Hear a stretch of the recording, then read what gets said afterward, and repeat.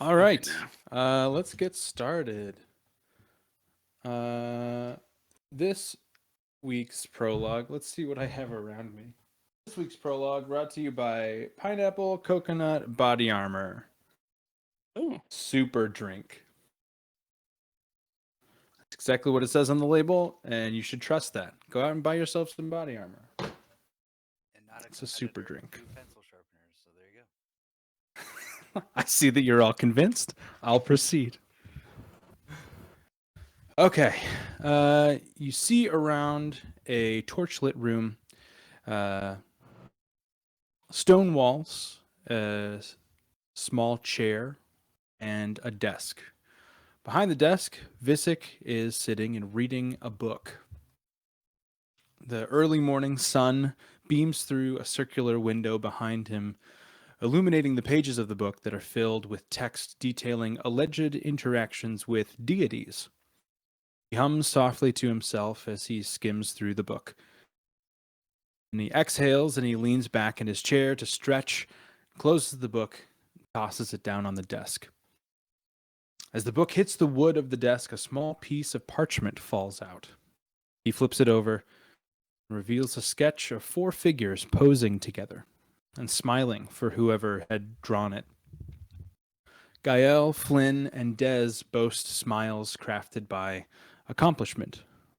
This had been drawn shortly after the first notable capture of an important figure from the opposition. The specific capture happened to be a noble who eventually turned on his own out of fear his family might find out about an affair he had with one of his cousins, and they were laughing about it.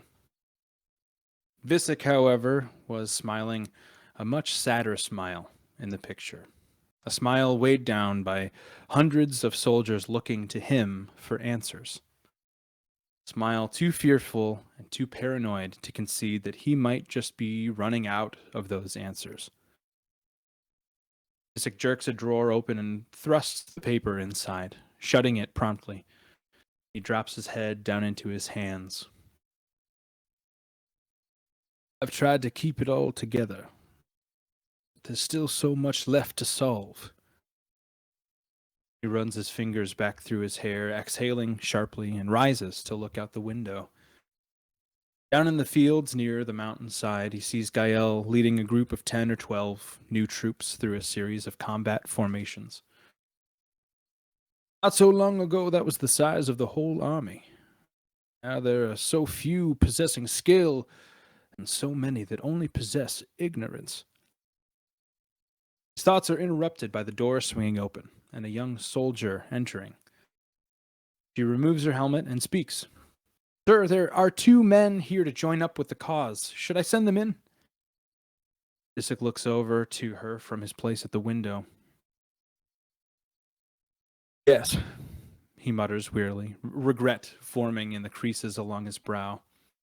The soldier begins to turn and leave, but she's stopped by Visick as he speaks up again. Wait! No. Have them fight each other. Sir? I said have them fight. Fist fight, weapons, full arms, I don't care which. Whoever wins stays. She looks very confused. Sir, I don't understand. Let them pay their tithe with their victory. And we're back in present time. Who wants to recap from last week?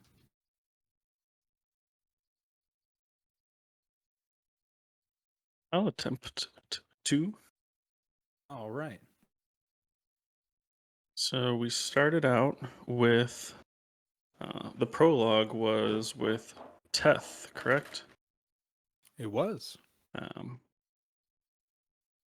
Trying to remember exactly what happened. I can't remember the prologue actually. Lots of death. Lots of death. You saw Teth carrying the body of K6 and putting her down in a clearing in the forest and fighting off many, many soldiers and shedding lots and lots of blood, only to find her body stolen once he was done. They did a super good job during the prologue. It was very entertaining.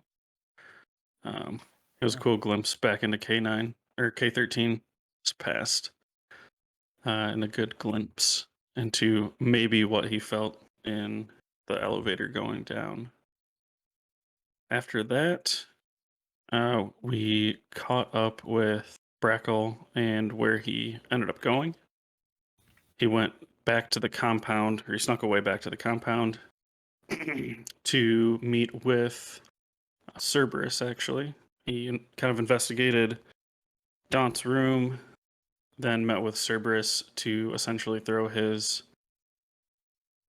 favor and his support behind Cerberus, thinking and feeling that he should be the one that leads up the casters and probably has the best chance of keeping this whole society, country together.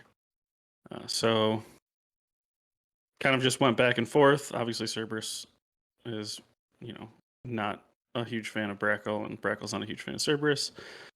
Ending with pretty much agreeing to the short term that they're cool and whatever. But if you look in Discord, there is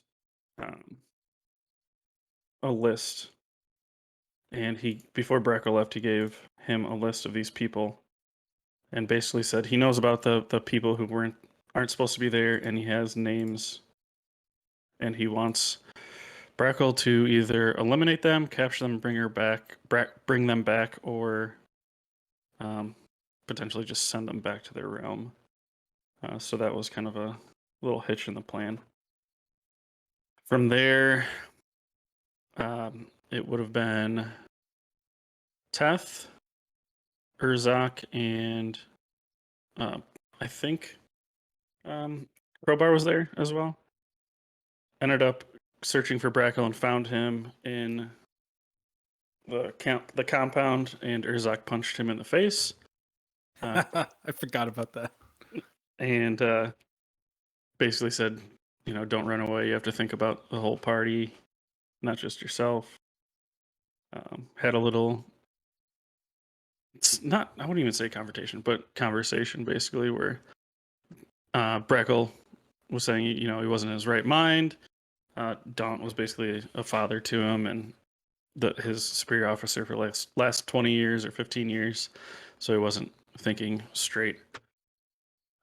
Everybody kind of reconciled, then ended up asking. They wanted to ask Cerberus if they'd seen Arvantis, which Brackle advised them not to because he was in not a good mood, and it would probably not have gone over well.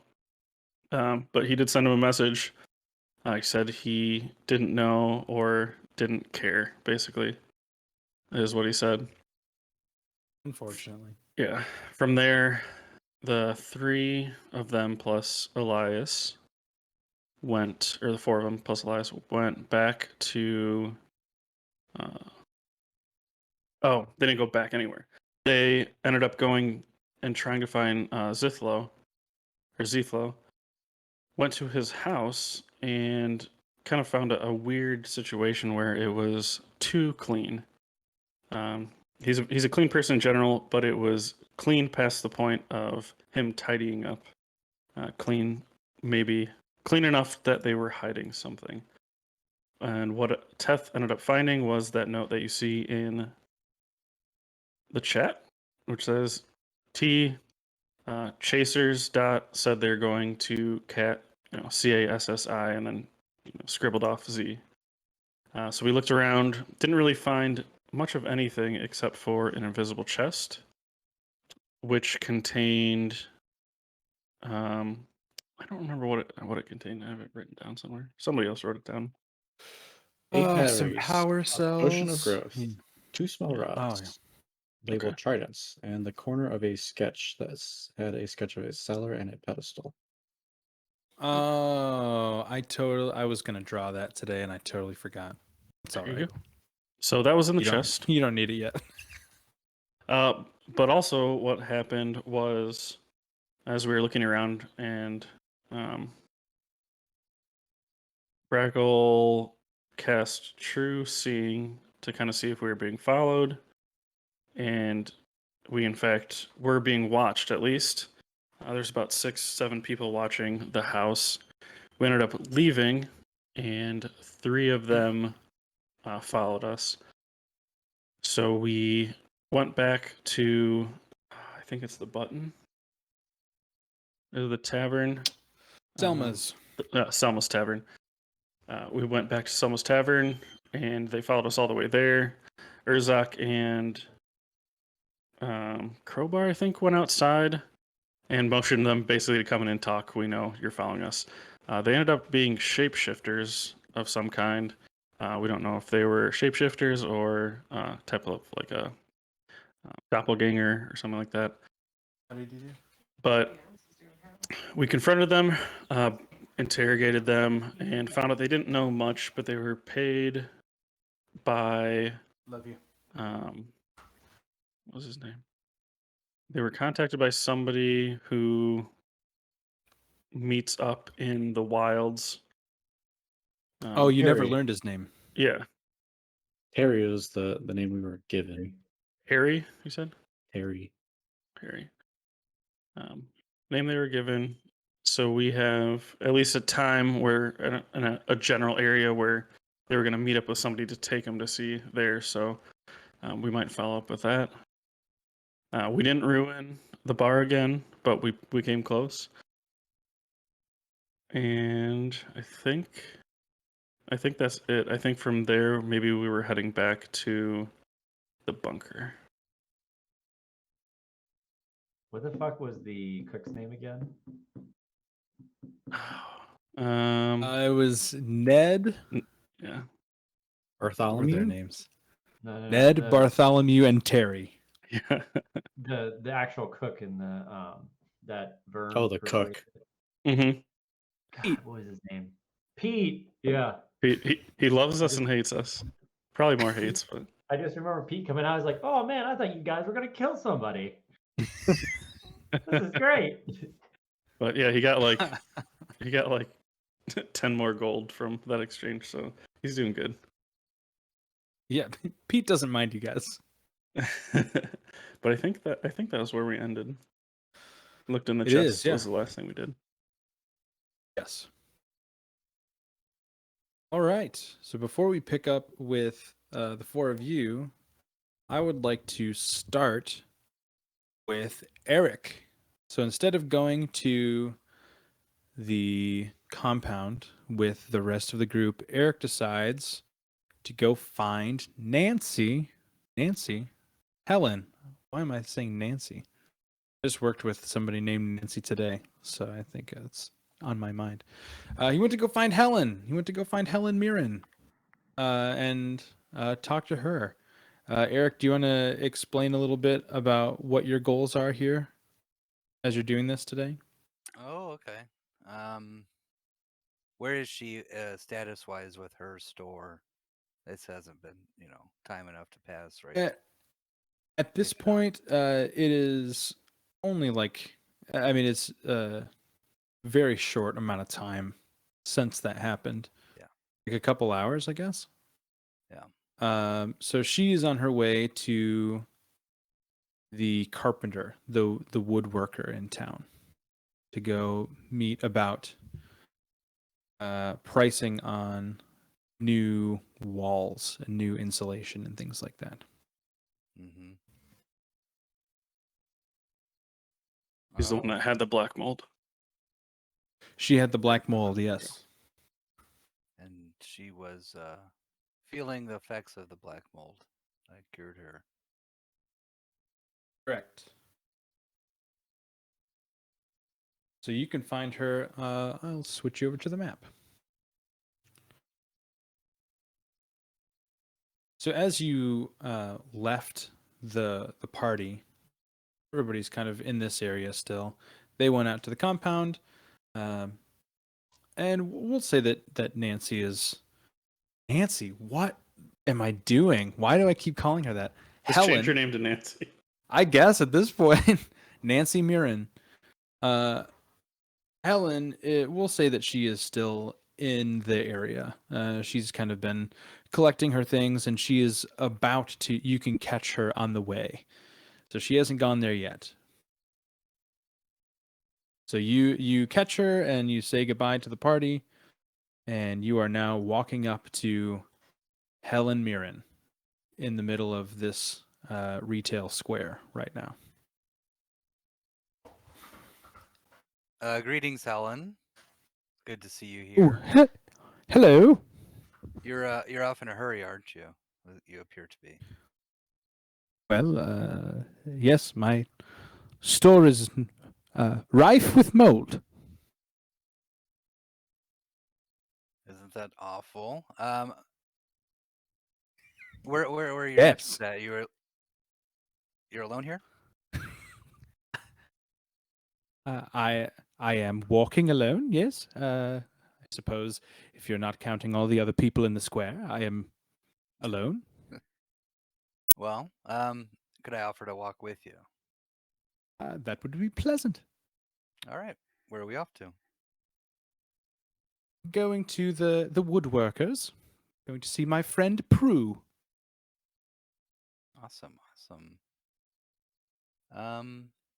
I did have the intention to pick up some more ingredients from your store before, learning of its state. Do you think you could still be of any help? This is the woman who just had to board up her store. Yeah, you don't have like a warehouse then. Huh? Okay, all right, I gotcha. No, Um, I do don't have that kind of money. You yeah, idiot. do you perhaps have a recommendation for another place to pick up some ingredients for my herbalism hobby? So at this point, as you're walking it, it's not very far to the woodworker's shop, the wood shop.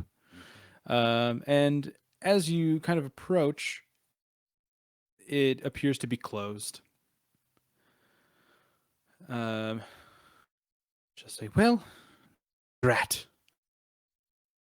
It's just where I needed to go to get a quote for my new walls. Well, I suppose I don't have a warehouse, and I don't have many other places I could refer you, but I could certainly show you a few things where I get some of my own ingredients. How about this? Prue, this woodworker, he doesn't seem Certainly. available. You wouldn't want to hire myself, would you? I think I could manage. I'd work around my shop, and we kind of built my family home back in Pontiac from scratch. How hard could it be to build a geometrical, square rectangular store? How hard? Just do some measurement, right? I've got a good eye. I suppose I've never built a building before, but if you insist that it's that easy, I would love to hire you. What is Okay. your going rate? Going rates? Okay. 1 day's work. You can build a whole building in 1 day? That's incredible. No, just a day of work would be a rate. Oh, how many before I before I jump into bed with a new businessman? How many days do you think this will take? What is a proper timeline? All right. How you're pretty much just looking to set it up and not do anything crazy fancy, are you? Well, I would like a building that's very much the same as the one that I have right now. Okay. I get you. Say, do you think 5 days could do it? Are you asking me what your timeline is?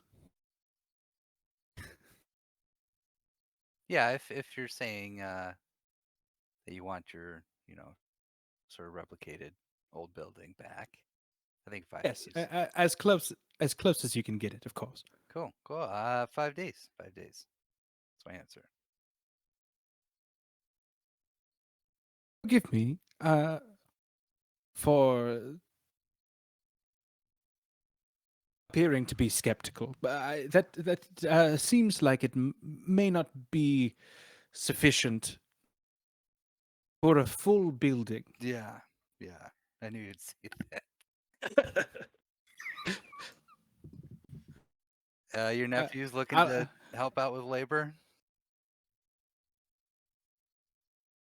I'm sure they could. What would you pay them? I mean, I could definitely use their help. They look pretty strong. I would pay them 20 gold. Have you met them before? No, they were gone, weren't they? But I saw they are they very look, strong. the They're all very themselves- physically strong. They're very fit. Yes. They would love to help. They would just charge their going rate, of course. That would be 3 gold a day. All right. That's a deal.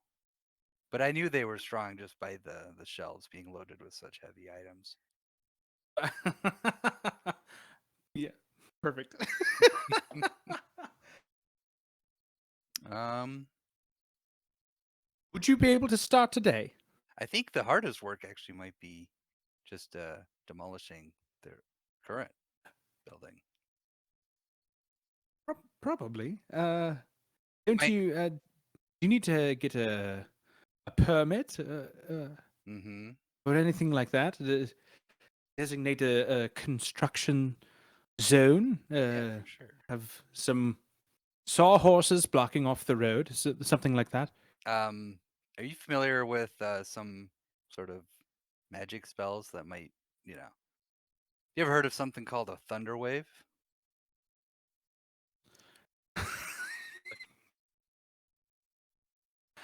I have run a shop full of magical items for the past 35 years. I'm well aware. All what right. a, Well, I what think the thunder wave that's is. going to be my plan Yes. for the demolition.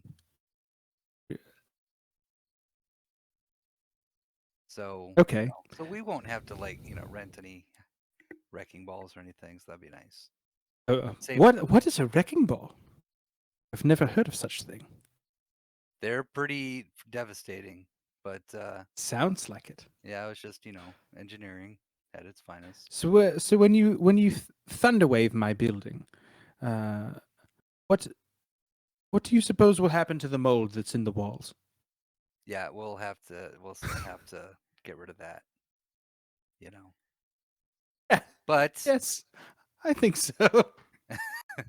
but lucky for you, I'm gonna hold on here.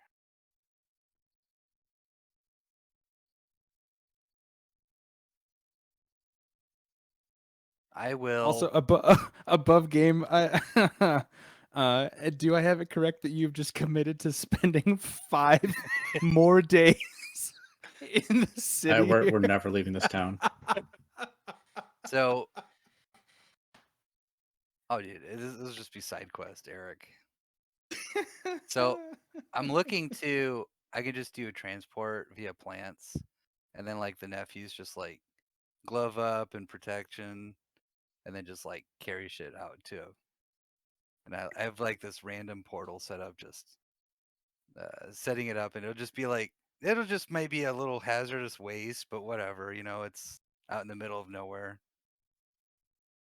But yeah, keep the portal up, and then just a doorway, and these nephews they just go in back and forth, and With so are you're taking pieces of of the building, or yeah, are you taking this would the be stuff from her plan. shelves? This 'Cause would be the whole rubble. place is still stocked with merchandise. Yeah, so shit. So with this mold, I guess I could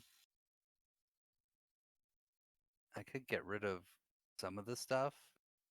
I think it's a spell that'll do that.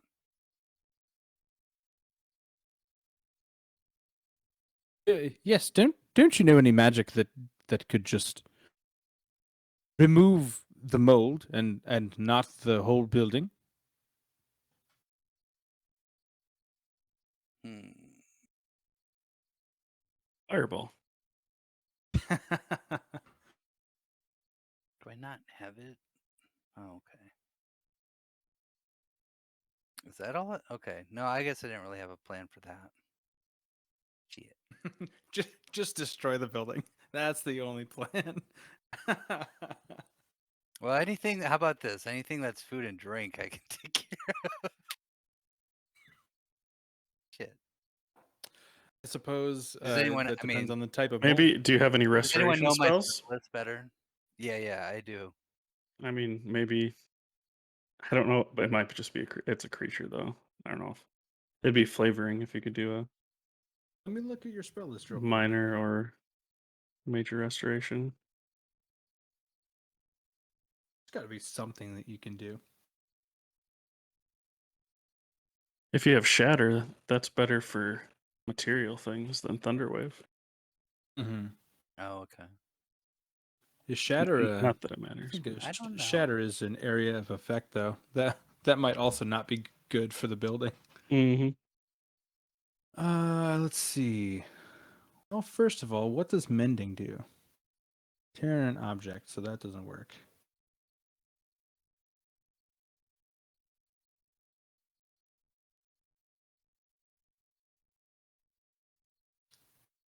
Hmm. Is there like a control fire spell? You could just like it's very That's specifically what like I'm looking. burn the whole house down.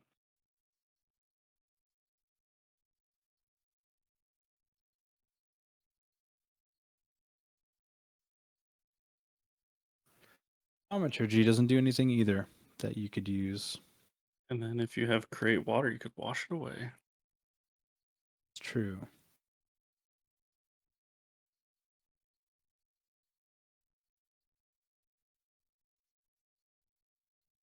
Lesser restoration is just a creature. I have greater restoration too, again, to a creature.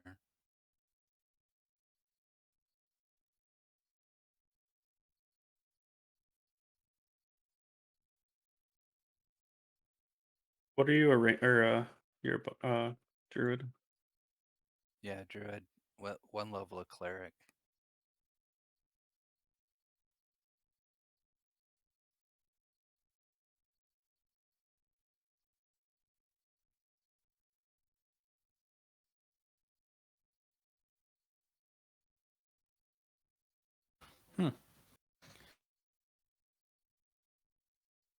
So this is what I would propose to you. So you're not just coming up with like a game altering decision on the spot here.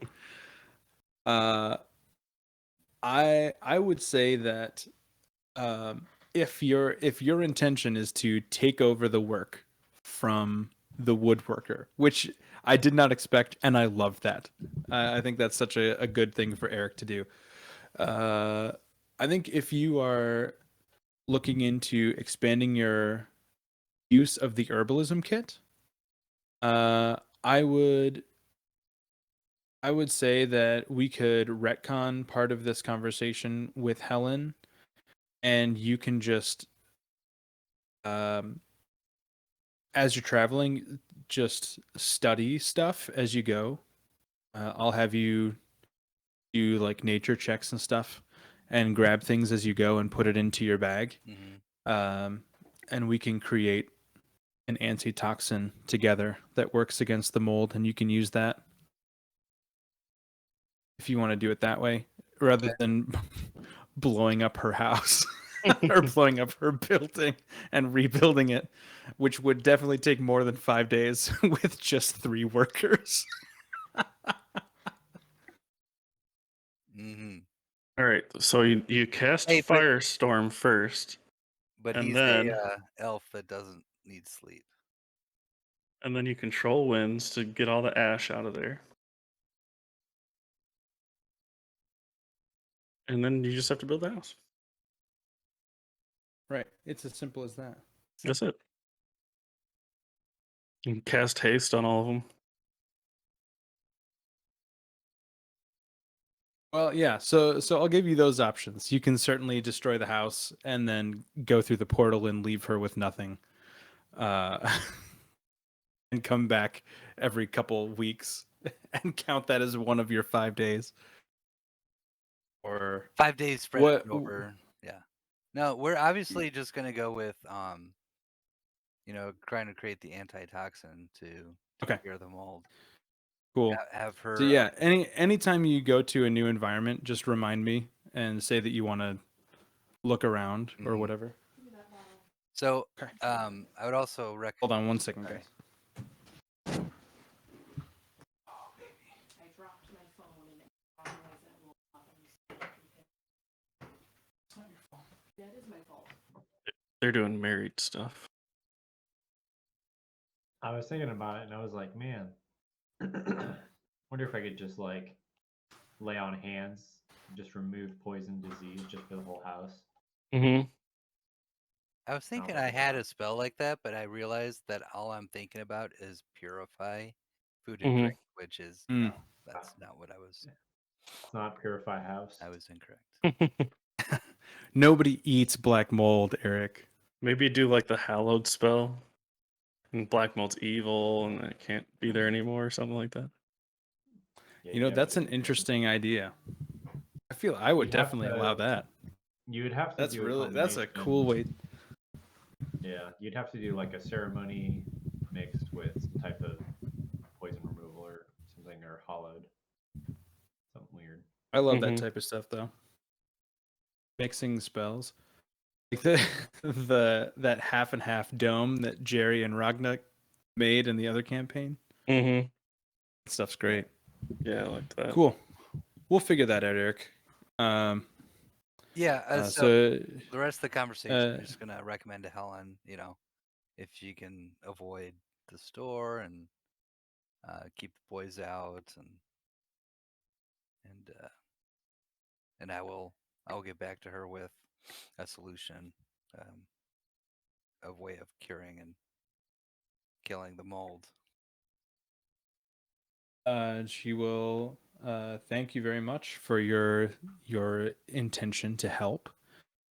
But she must be on her way because she's meeting one of her nephews, and she's gonna set up to live with him for a couple weeks while she gets this all sorted out. So she will wave by and walk back in the other direction. That was very successful, Eric. Great job. Let's move over to Vern. So Vern and Teth were in the affluent district getting the diamonds and the diamond dust. And as they were heading back to their rally point with the rest of the party, Vern just says that he has some other things that he needs to take care of before meeting back, and he and Teth split ways as well. So Vern, tell us what you are up to. I am going to go and introduce myself to the city planner and see about getting to work on installing a railroad line. For starters, just between Sharvassus and the capital. I think is the smallest connection as well, is the one that makes the most sense right now between two places. I would agree with that. So you kind of ask around where you are in the affluent district. There are a couple different city planners in the area. One of them used to be Andrew Daunt, who has gone missing. Who's not in his post in the caster compound. Recently, the leader of the casters, and then even more recently, not so much. The other one currently lives in the affluent district, but he is out of town. He is on business in a different city. And there is a third city planner that he's kind of upper middle class, people are saying, but he resides in the laborers district because he believes that he shouldn't be living above anybody else that he is trying to help along. So he kind of lives down here in this area, pretty far southeast in the city. So you can start making your way down there past the compound. And they give you an address for his house. He doesn't have a storefront or anything. And you find his house. You walk up a street. It's kind of like a little cul-de-sac type of thing. And he lives at the very far point of the cul-de-sac. It's a nice, tiny 2-story house, and very modest, but very clean, well kept. So what will you be doing? I will waltz right on up to that front door and give it a good hearty knock.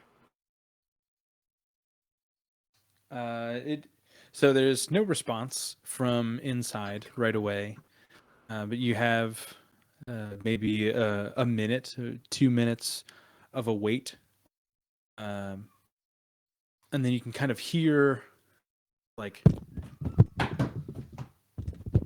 behind the door, and hear kind of hands hitting the other side of the door, and there's a little keyhole, and a voice from the other side of the door says, "Who are you?" Well, I'm Vern Wellerby, and I hear you're the man to talk to about projects in and around the city. And I take off my hat and hold it to like my chest and do like a little, sort of like a little bow, just to. Vern Wellerby. That is correct. Of the Wellerbys. Who are the Wellerbys? Oh, just a pretty significant family over to the east in Charvassus. What's your favorite port in Charvassus? My favorite port in Charvassus. Are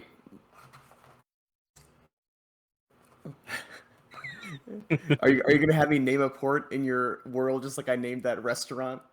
Like the greasy whatever it was, the grease spot. Yeah. Whatever it was. None of them have names right now, so. Okay, I'm a big fan of.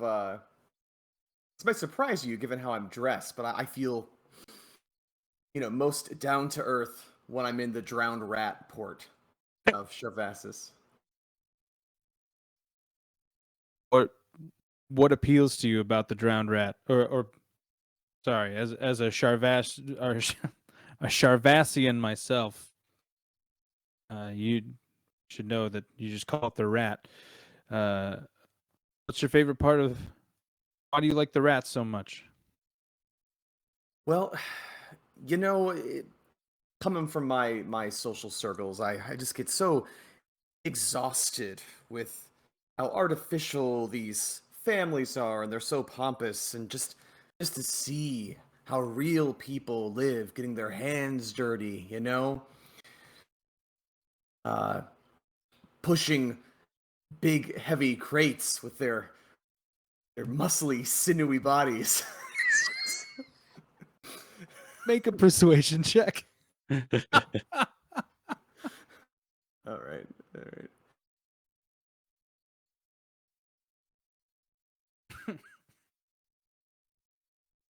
21. He will slowly open the door, and he'll say, "Based on how you're dressed, I did not expect that type of an answer. But I gotta say that I am pleased.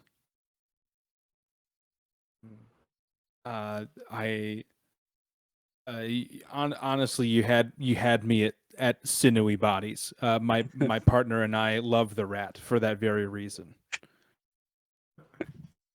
Good, good. I thought I felt a connection here. I knew we had a sort of similar, outlook on the world, and maybe we have a similar outlook on the future, which is why I would really love to talk with you about this grand project that I am working on. Grand project. What's I gotta tell you, Varn. Vern. I- Depending on the Vern, dialect, totally okay. fine. You can call me Vern if you'd like. All right. So Varn, I hear about 80 pitches a day. Mm-hmm. People are coming to me.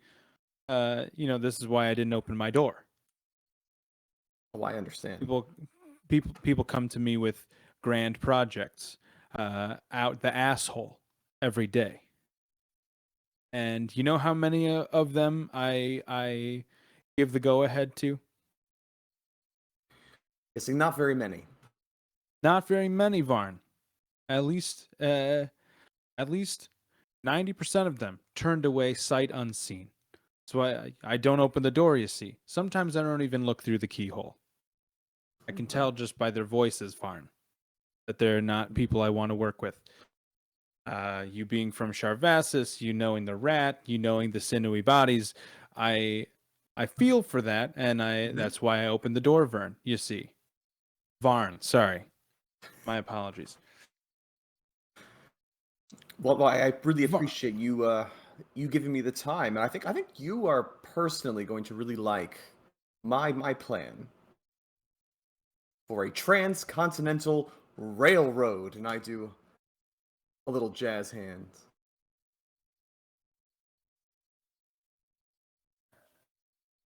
And he's just gonna stand there looking at you. He obviously doesn't have any idea what that is.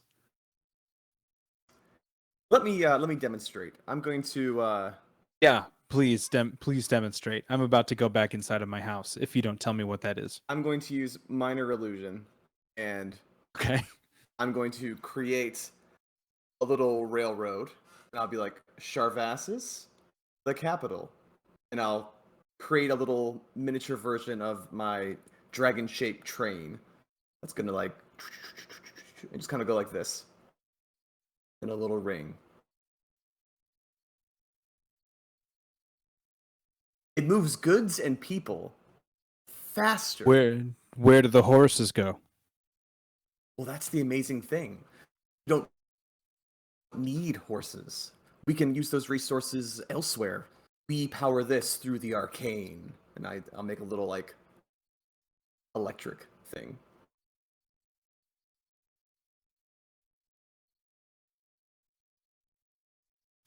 As a man from, what are you talking? I can't hear you. Okay. No, he's just As a man from pondering this. Sharvasis, do you miss seeing those sinewy bodies? It's Every far. day, Varn. It's Every a day hike. I miss that. Now imagine you have a lonely afternoon, and you could just hop on this transcontinental train line and be there for the evening, enjoy some bodies, and come on back home to your partner, ready for the workday on Monday. Don't get it twisted, Varn. My partner and I enjoy the bodies together. Okay, This is- together, I'm- together. I would never dream of stepping out on him. It's very, very, yes, of course, of course. But I do enjoy this prospect of going there for a short period of time. Mhm. What I feel now so strange that we're talking about this in my doorway. Please come in. Do you drink tea? I would love some tea, yes. Sharvasin tea. Wonderful. Is there anything better? Of course, I will get some right now. He'll go and start steeping some tea in kind of a large pitcher in his kitchen, and he offers you a seat at the table next to where he's making this. And I'll say, Varn, I have a very important question. Mhm. This is one of the first questions I ask everybody that makes it into the office space. this office space, again, less than 10% of the inquiries Right. I end already up feel here. very honored.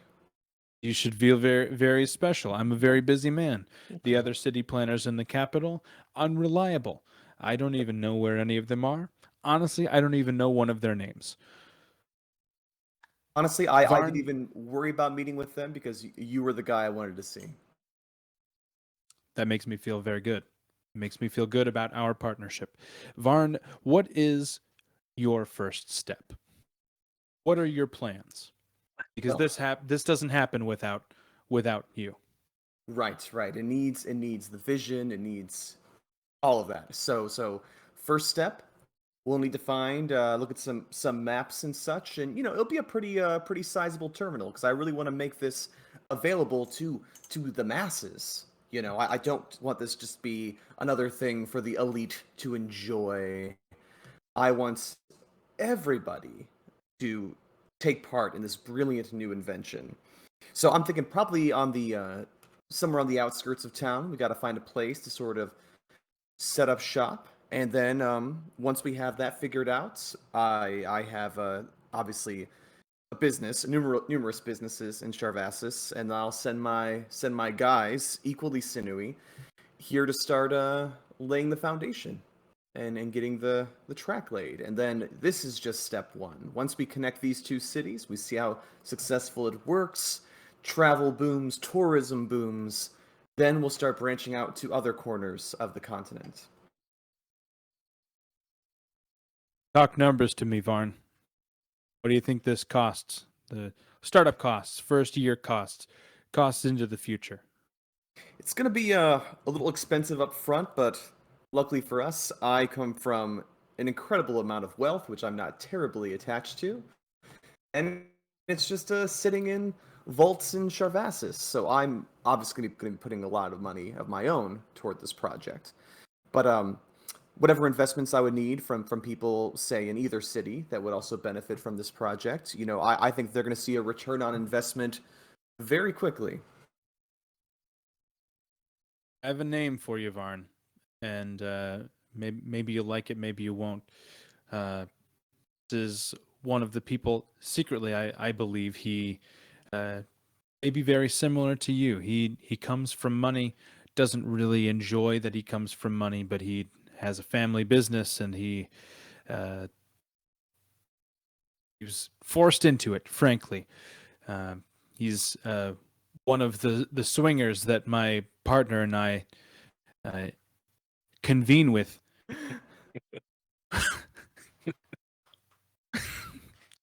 You'll you'll be well suited to meet with a friend of mine who works in the affluent district.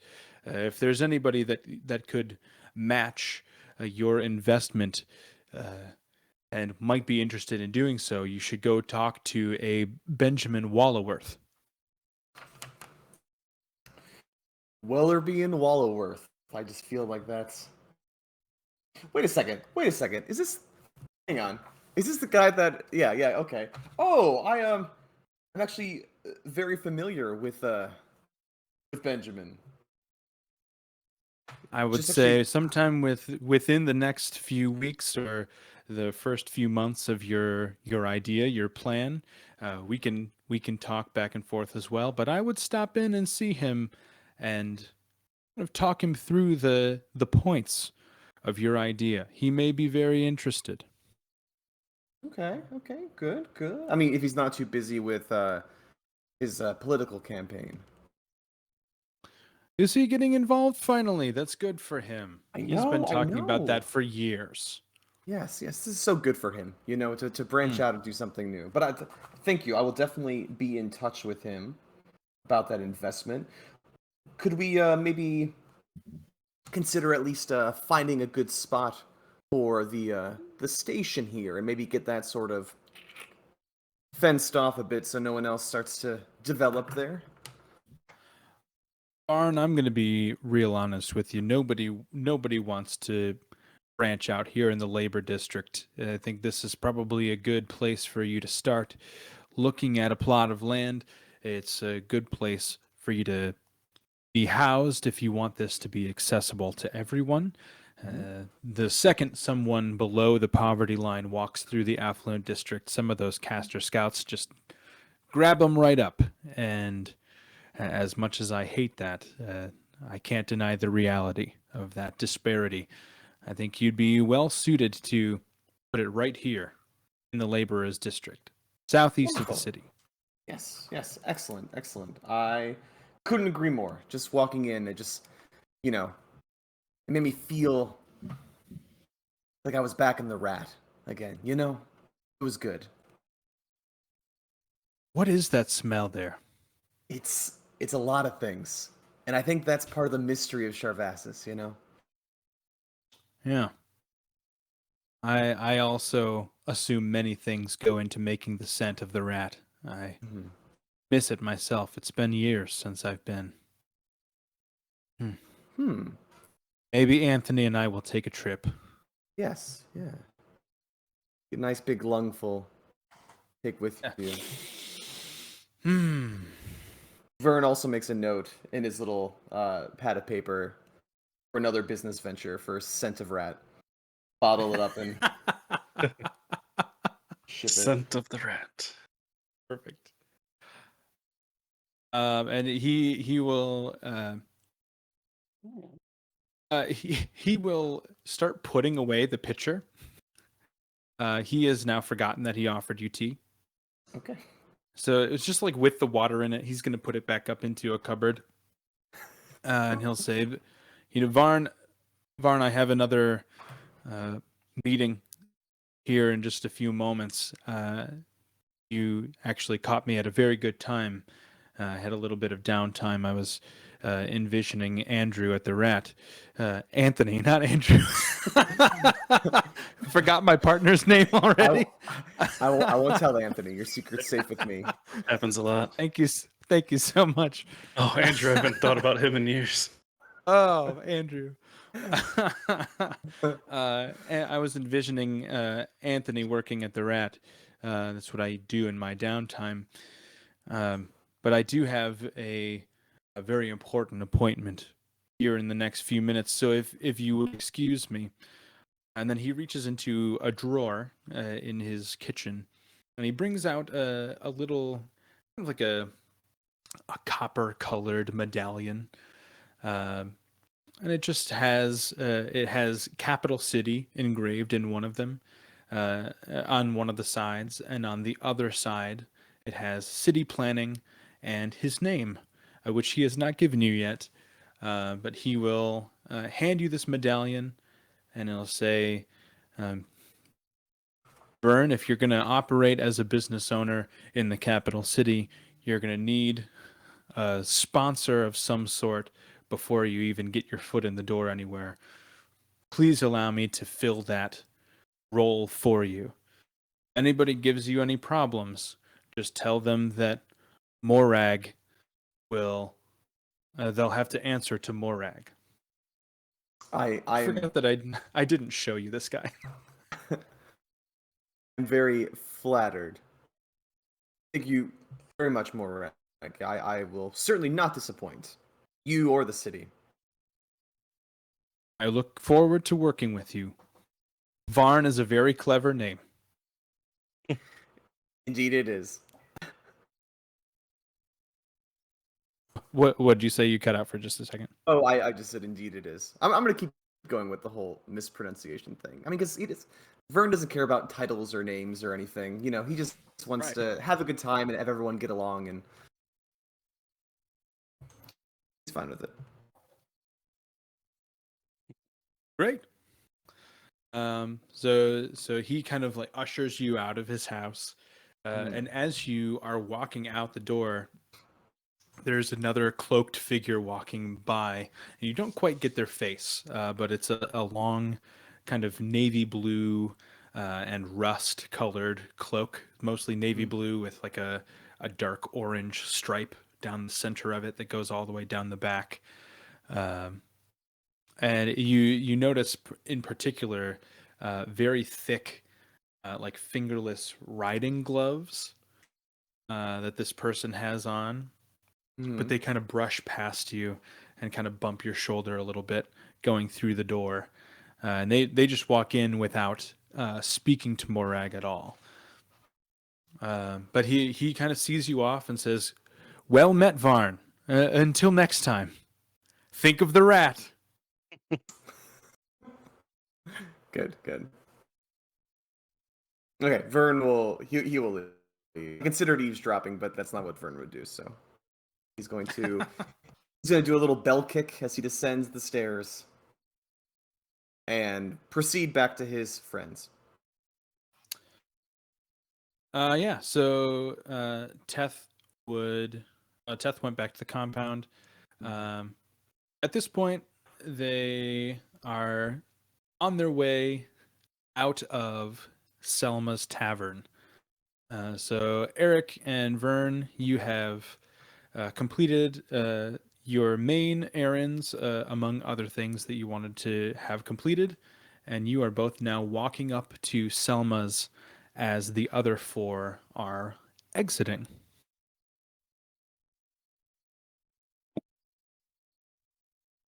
Well, I hey love that- guys. I love that we just know where we're at all times. Yeah. Oh, it's so convenient. Look at us all happening to bump into each other like this. Wow. See, Destiny among friends. three dudes with piss stain. Andrew cleaned their pants. Oh yeah, I did. It's You guys three all, like, dudes wasted scurrying right now? out of the tavern. Where are you off to, the Vern? guys they were about to fight peed their pants. Yeah. Oh, I'm yeah. just had a little meeting about a business proposition. My train line that I had mentioned to you. We are taking the very first step. It's a baby step. It's a very small step, but it's the first step regardless. Very exciting. Did you happen to get to talk to Pazparan about it at all? Oh, no, Casperin seems pretty busy with things right now. Again, these are just preliminary stages, but I did talk to official city planners and have everything by the books. I flip the little copper coin and I catch it, then put it in my pocket. Excellent. And then you said Eric was at the same time was coming this way. What are you working on, Eric? That nice old lady with the mold. Oh, yeah. I almost You're forgot you're about working her. on It was just her? She just needs some help. So are you helping just spend a Saturday afternoon helping her get rid of the mold, or what's your... No, it's a little bit more than just scrubbing, so don't go to that store. That's gonna fuck you up. Okay. He left it a mess. You bet. Don't go to that store. It'll fuck you up. Goodness. Well, Urzak's just gonna.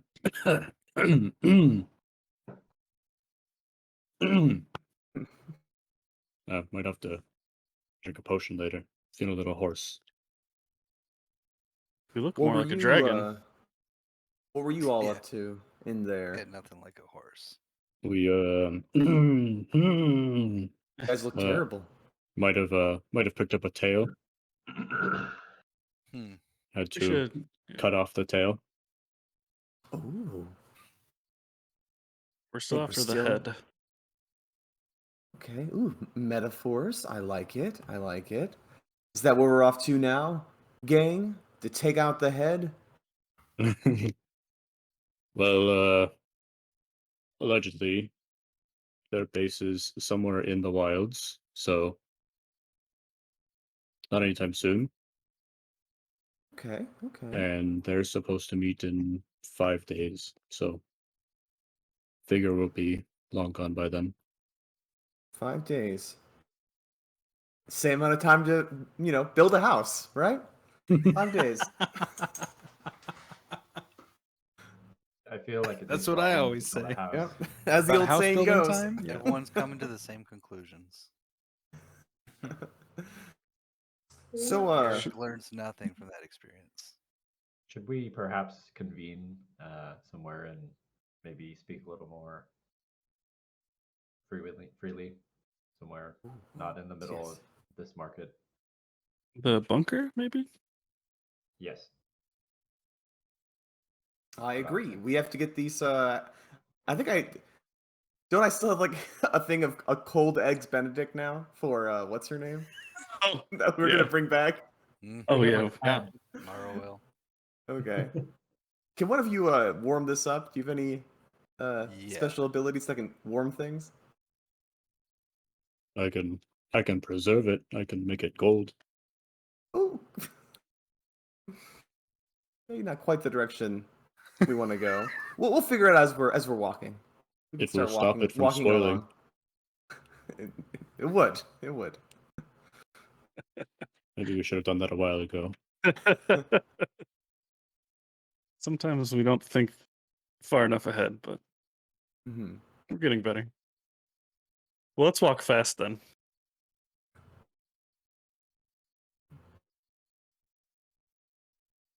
And cutscene. Yeah. We Yeah. obviously as we're going, can we try to make sure that we don't have a tail this time heading back to the bunker?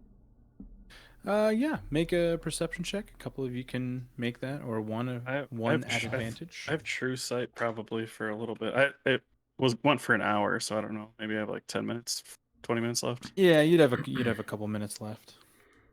Do you want an assistant roll so he can roll advantage, or does he already? With True Sight, I'll just let you roll with advantage, Andrew. I forgot that you had that still on. So are skill challenges like the Good. equivalent of a QTE in D&D? I feel like I- this sort of yeah, I chase gue- scene would be like something guess, out of yeah. Heavy Rain or something. Yeah, what I mean? I would imagine so. Yeah. Aaron's been playing some God of War, I feel like. I have been. 27. There's not that many QTEs in God of War though. I thought the old 27. one had The a old ton. ones. Yeah. Yeah, the old ones had a shitload. With the 27, there is nobody that you recognize from the house that is immediately following you, and there's nobody in the square here that seems to be using any type of illusion or magic to disguise themselves. That nobody is trying to deceive you to follow you, and nobody's really paying much attention to you either, from what you can see. Okay. All right, we'll start walking. I'll keep an eye out as we go. All right, yeah. So you make your way. Do you? Which direction do you want to go? Do you want to go straight? So you're going from number 2 to number 4. You're gonna go straight shot through the Underfolks district, or do you want to take a street around? Good question. We could. So where have we been before? So there's 3. Maybe go towards the affluent district and then do like a hard left. Hmm. Yeah. So probably 20 minutes of walking. Kind of. It's a busy time of the day. It's midday, so you're walking through some crowds, especially on the fringes of the retail district. It's about 20 minutes to get to the edge of the city, and another 5-10 minutes or so to walk out around the edge of that plateaued cliff and get to the red door of the bunker. And you can head on in. So about a half an hour. So we're sitting at like 3 in the afternoon, 4 in the afternoon at this point. Eric would kill time and have a little bit of sticks and a knife just to sharpen into crossbow bolts. Okay. I don't think you actually need me to keep inventory, right? But I haven't been, no. I just assume that you have yeah, enough. I seem to remember it as DM. You didn't really want to keep track of how many and all that. No. That's Definitely a lot not. of work. That's a lot of work. Yeah, so you are in the bunkers. Would you like to head in, or is there anything else that you want to do before you go inside? Can I try to? It's like, I guess we don't have an ability to warm this thing up. I'll try to use like bonfire on it, not on it, but like under it.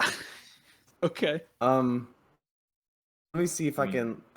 Can't one of you mage hand? It's literally an eggs Benedict. Just mage hand over the bonfire. Yeah, I can. Oh wait, yeah, I can mage hand it. I think you, Breckle. Of course. Give the mage hand the very light eggs Benedict. I imagine is like wrapped in foil right now or something, or whatever the equivalent in this world is to foil. Paper. And we'll just cook it over Yep. bonfire. You know, I've found the direct heat with the mage hand is actually quite delectable. Oh, good. Oh, good. Make A cooking check.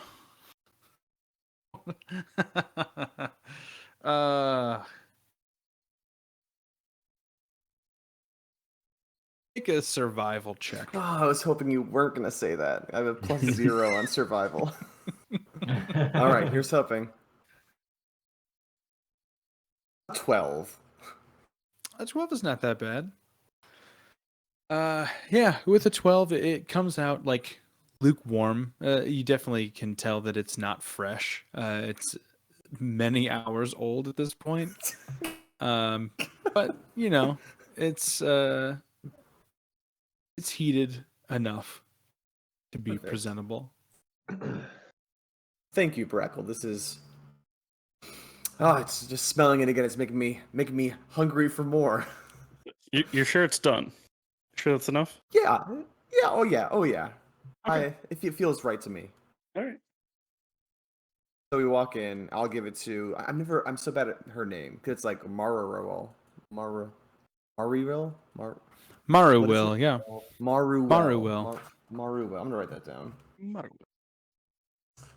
Maruel, your breakfast from your friends has arrived. Oh, it's been so long, I forgot I even asked for it. We didn't forget. Friends don't forget. It would seem you're a true friend, Vern. Thank you. Aw, shucks. You just remember as you're taking a bite, it's also the thought that counts, right? Everyone wants to hear that before they eat something. She'll take a quick bite, and she'll kind of like that is what they say, isn't it? And she'll just very politely put it down on her desk. Thank you, Vern. A pleasure. What brings you gentlemen back in here? Looking for a bird. Okay. Any specific bird? One that goes by Dez. I haven't seen him in here all day. I don't know where he went.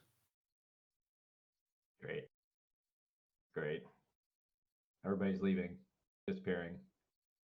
That's great. You could say Maybe that another he doc. deserted us. You could say that. You have all of the expressions today, Vern. Very nice. By I'm the just, way, top of the world right now. I'm so excited. by the way, you answered that, Marwell. Are there other birds coming through here?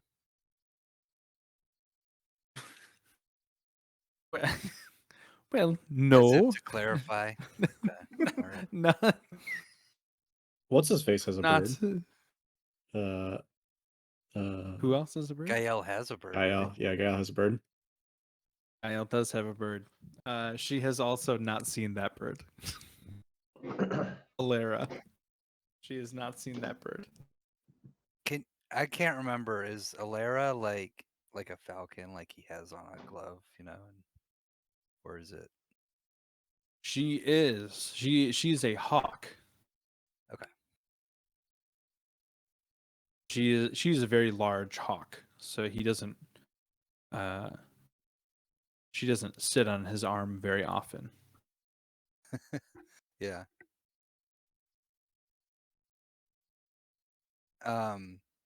Actually, Eric's wondering, is that like the largest hawk he's seen, or are there sort of mythical, proportions, like really large birds in this universe?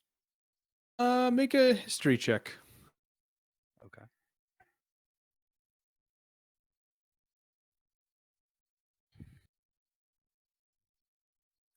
Eight. That is without a doubt the largest hawk you've ever seen. You have no recollection of any other hawks. Thanks. Thanks, Dice. At least not any like mystically powered hawks. So is- She clearly is very arcane. So, and any other hawks or birds that you have seen would be of normal size or typical size. She is the only magically augmented hawk you have ever seen in your life. Okay. Dez is probably slightly larger. Well, yeah, Dez is a humanoid, so he would be larger than she would be. Sure. Okay. But yeah. Okay. Eric's kind of just like taking her answer as, yeah, she's just thinking about Dez. There's fucking birds everywhere, dude. So many birds, man. Opposed to catch up Vern and Eric. We Yeah, went so- looking for Z-Flow, Okay. and his house was suspicious. Figured out we're being followed. He left a note. He said he was being chased, or at least he said chasers, with the lead to Cassis. Yes. He did leave some things would aid us. I'm concerned for his well-being, but I also know that there are others here that we would want to look for before heading off anywhere, regardless of where that's at. I can't do anything about that until tomorrow, as far as Arbantis and apparently Dez and apparently Flynn. Everybody just decided to just go fuck off. So, yeah, if they come back tonight, that's great. If not, then I can do something about it in the morning. So so your creator, your friend, he's clearly in danger, right? And the others are just missing, but not necessarily in danger. Perhaps. Seems to me that Z-Flows should be our priority, right? He's in trouble, guys. The one thing I will perhaps correct you on is that Z-Flow did not create me. Oh, Yes. because you're a lot older than him. That's right. He is your. At a glance above game, it would very much look like Z-Flow would have created something like me, though. I would assume. Yeah, I could see how that mistake would probably happen all the time if the two of you travel places and people figure out that you are a construct. I would assume that too, I suppose. I feel like it would be the same way with Vern as well. It's like Teth walking around with Vern. It's like, oh, hey, like inventor guy, make construct. But yes, I mean, there's a couple different paths that have been presented to us. I believe there's 3 of them. We had talked about pursuing where I believe it was Shaw you had mentioned. Yes, that was the first path that was revealed, or the first option, I guess, presented. Above game. And then, go ahead. Is there a path that you have planned right now more than the others? That if am I steering us toward this rescue mission and you're like, oh shit, I don't have Cassis We're figure. not, I- we're not going there for the next 2 months, so Yeah, I have plenty of time. we're building a house. Not just a house, a whole building, and apparently a warehouse too. This is Extreme Home Makeover D&D edition. No, I'll be super honest with you guys. I never want my preparation to get in the way of what you guys would feel your characters would do. I have the first 2 or 3 steps planned for all 6 of these portals. So wherever you end up Nice. going, just pick one. It doesn't really matter. And that's how we get them, guys. We just stay in town for the next 3 months. Just Let's, throw another There's prologue 7. in there. Let's Buy roll a yourself some d6. time. 3. We're going Make to me the prepare third for portal. But there are 7 portals. Of 7. The purple one we don't talk about though. the top one Yeah. goes to the cerebral realm. We're not ready for that yet. That's actually instant player death, actually. So If you choose that, immediate disintegrate spell rains down on your head. If we all split up and each take a portal. Oh no, That's it. That's the wrong answer. that's the wrong answer. Yeah. How to That destroy is the your one DM scenario in I one have sentence. not. I have not prepared for that. Oh, Although I another could easily portal make that opens up work. in time continuum, and you're all back together. Oh no! How about that? If we split up, though, solve and you've the- done the first couple steps of each portal, we're all going to die so fast you're done. That's true. That's true. That is a way for me to take care of that. Is just kill all of you immediately. Hmm? And I wouldn't be mad at all. It's totally fair. Yeah, that We would were be the reckless. right. Says the guy who has also killed us all. Yeah, it's fun. Haven't you tried it before? I have killed a party member. Not even killed. I knocked one unconscious, and it was not fun.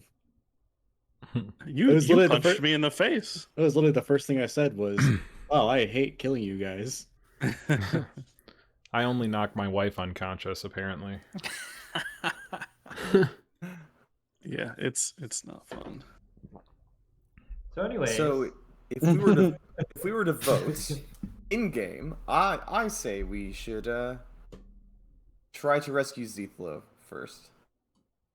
He seems in I- trouble. I agree. I will say, well, while I think Zethlo can handle himself more than a little girl,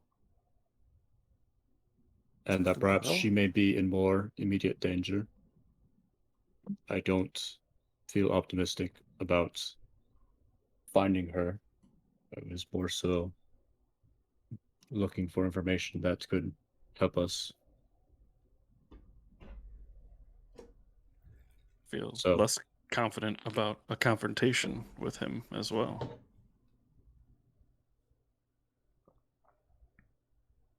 I think you're exactly right.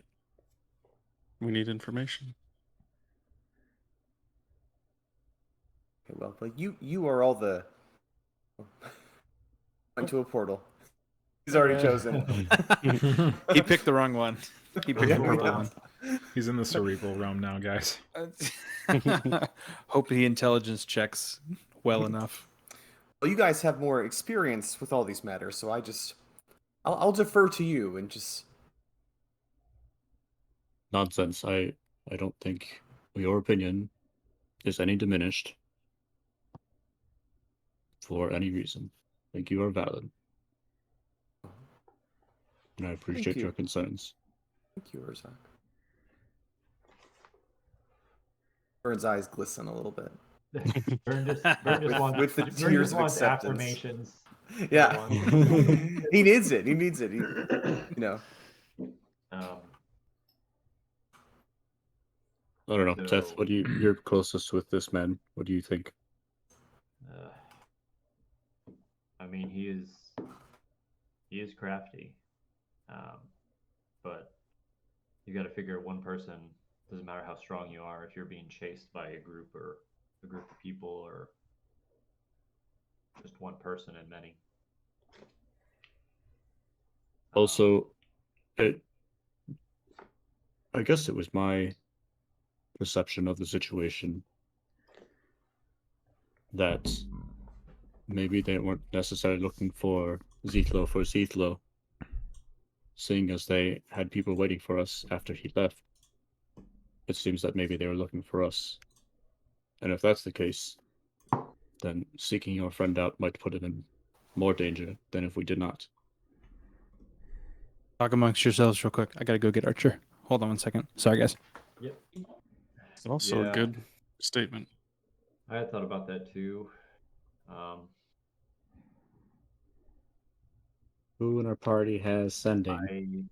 I do. Either way,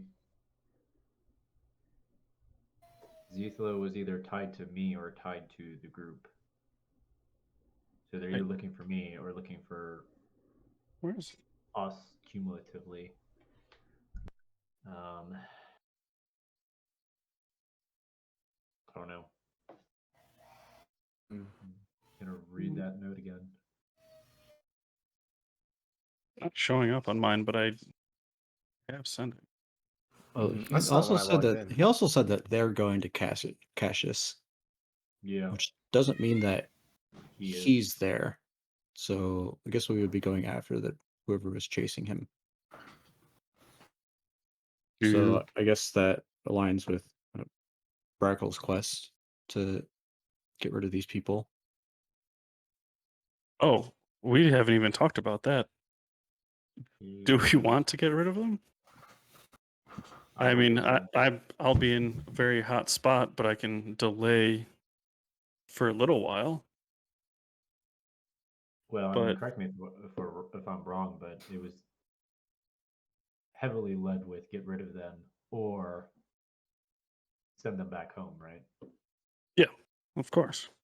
So maybe we can continue to collect people who owe us a favor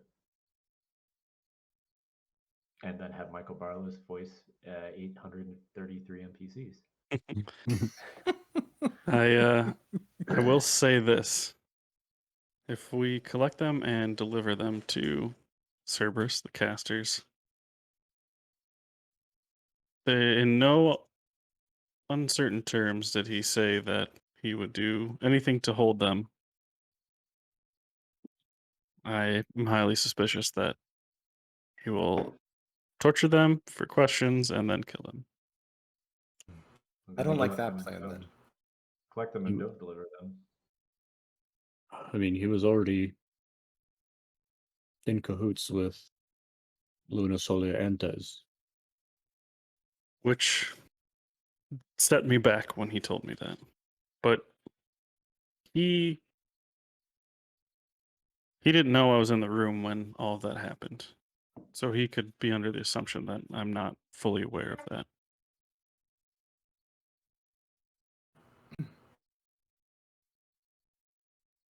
I guess the question is, do all of these people want to go back?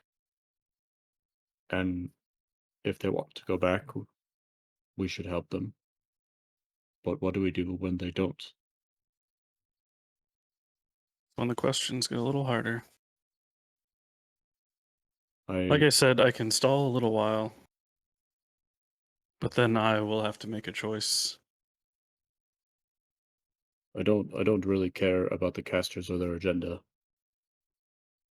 But I have to assume, based on our conversation with Gael, that these cloudbursts are happening in conjunction with these people being here. Makes sense to So, me. at what point are they putting other lives at risk being here? It's true. Even though even though Teth hasn't said anything, he is painfully aware that Marwell is also in here, even though she's a sweet old grandma. That's It's true. like, Yeah. yeah. So far, nothing you've said has seemed to surprise her. She's just kind of going about her work, being very nonplussed at the moment. She had a second bite of her eggs Benedict yet? She has not. No, it is still sitting there on the plate where she put it. In all fairness, she works with generals who, I guess, on one end of things, capture people and then put them in a life death situation, but on the other side, try to get them back. But the rookies don't ever stand a chance, right? Like they're all dead. They're all very dead. Yeah. So There- there's 10 people every 5 years that you're just like, okay, well, we're bringing you in to die. Sorry, guys. Yeah, pretty much. You would have learned in the first chapter that Gael would have gotten some of the rookies out as well. So that unless they die like in broad daylight in front of everybody, they do anything they can for the veteran tithes or the rookie tithes to get them out alive. But like in your tithing, they they all were slaughtered all at the same time, so they all died for sure. Oh god. So I take it we Hmm. still want to try to rendezvous with Arvantis if he's here. Flynn, Des, and Solia Luna are here currently. There's also the NPC that I specifically do not keep bringing up because I don't want to have to burden Michael Barlos, which is Wraith. Yep. We just assume she's doing great things, just disappearing, reappearing. Did we decide that she's at the compound? Like she's just staying at the She, compound? well, Or she is went. she staying with She went back with Cerberus and that group to go back to the compound, but I guess we don't know for sure if she made it or. Oh. Hmm. Oh yeah, because Brackle promised that she would be safe. I think Brackle. That was when Brackle Well, maybe went back. maybe not now. That was when Brackle went to go to report and initially ran into Daunt, I believe. Hmm. Right. And she Oh, stayed yeah. there. Yeah. And who was with me? It was it Flynn That was was with me as well? you, Solia, and Elias. Elias. Okay. Oh, that's right. Yeah. I was And grabbing Wraith them. went with you. Okay. I guess it'd And be she an easy stayed way at to the figure compound. out if Wraith is dead that Cerberus wants him dead. That's Well, true. Wraith was not crossed off on the list. Yeah. True. At the time of you receiving the list, Brackle, she was Okay. not crossed off on the list. Maybe we should Whether do or some not sending that's because spells. the DM forgot about her, I don't know. That I don't know. I say let's contact some people. Maybe we can get a little bit of information. Send something to Zithlo, send something to Wraith. Can you send messages? Yes. Wow. That's incredibly convenient. Correct. Of course. Very convenient. Who would you like to send messages to? And which spell are you using? Are you using message? It's it's called sending. Sending. Sending. All right. 25 words or less, Bracklebaff. Somebody count me off. All right, so we'll go with. Well, I'll say, Teth, what would you like me to say to Zethlo?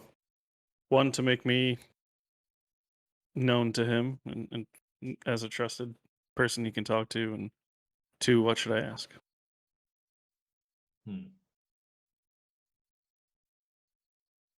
Just at the beginning, just address him as Z, and then end with T. You'll understand. Something along the lines of, "Are you in danger? Where did you go? Do you need help?" Those questions, essentially. Got it. All right. Anything of note? I will cast the spell. Okay. Before you start speaking, Mm-hmm. roll a percentile die for me. Sure. Oh, fuck. I can I'll do it in I'll do it You in right D20 because it's more right fun. Fucked off. All right, D100. Here we go. Oh, hello. I'm in the Shadowfell. 59. Okay, go ahead. All right. Z. Are you safe? Where are you?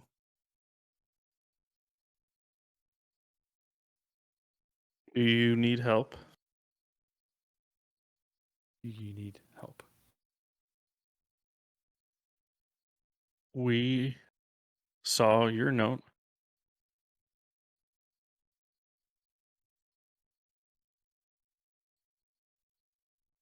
You can respond. Z. Or T.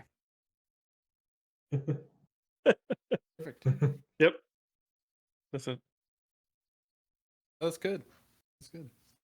I well, as Donovan and Billy would both know, we've watched a lot of somebody use the sending spell. Yeah. And it didn't always go well. Most of the time it didn't, but it was really funny. Yep. So yeah, you wait a couple minutes, and Teth, as you know, Zethlo, absent-minded as he is, when it comes down to thinking through a situation, he is very contemplative. He takes his time and makes sure that he does things the correct way. So a little bit of a wait isn't a huge. It's not very startling for you. Brackle, you will get a reply. He'll say, T.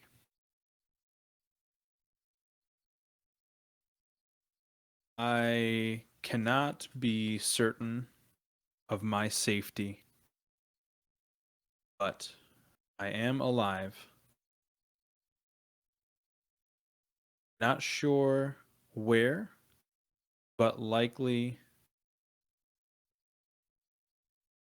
not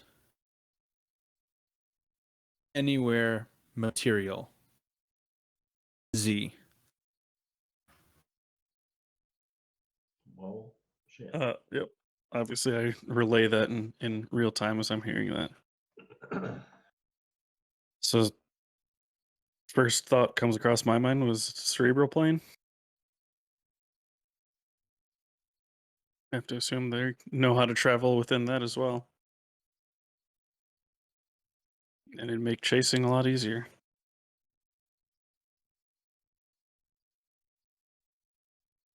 Have you been to the cerebral plane before, or?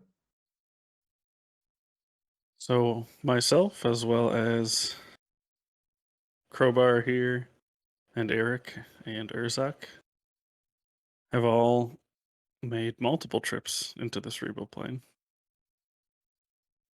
Well, that makes me feel better. Well, They've it's never not- gotten out of it alone, though. yeah. Here's the thing.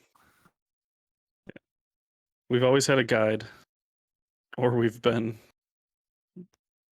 frankly, kidnapped and moved through it. Works on really your strength of intelligence and wisdom, and your power of thought to move through efficiently, and we're still not sure how to leave or get in for the most part. Mara will pipe up at that point, and she'll say, "How you leave? I am working on right now." And she'll like wave the spell scroll that she's editing. Well, 40% of the way there then. And she'll just kind of give you a nod and go back to work. So if we can't go to the cerebral plane and we don't know where Shaw is, I mean, the chasers are on your agenda, right? Or Yes. at least the people the chasers are chasing, which we are chasing the chasers who are chasing. Chase. Let's see. Teth turns off and reboots. Well, let's Much. let's ask Wraith and see what she says. Do it. So, what should we ask her? I mean, maybe I don't know if it'd be easier to. Wait, was Wraith at the bunker? Yes, briefly, very briefly, I believe. Very briefly. The first time everybody was there, and then she went back out with the party, and she stayed at the compound. Yes. Okay. I mean, we could have a conversation in person or send her here, or maybe there's just a couple of questions we can ask via spells. We don't want to, you know, expend all of our magical energy necessarily if it's unnecessary. But I think it might be worth it being incognito, yeah, okay. especially since there's no protective dome over the compound right now, so they won't know if any sendings coming in or out. Be good to know. But do we just ask her if she's still there and if she's okay? Those are two main questions. Yeah. Maybe let her know she's on a list, so to behave. Yeah, that's true. Oh, yes. I wonder if she knows any of the other names on that list. Okay. So let me think about this. I really only need to ask for 1, 2, I'm 3. assuming Theros was the asshole that spit on me. Oh, I forgot about You could that. assume that. Yeah. I guess we really only need to ask about 3 people. Okay. Yeah, just the 3. All right. All right. I will cast the spell. Do you want me to do a percentile, sir? Nope. Okay. All right. So I cast it. Wraith, this is Brackle.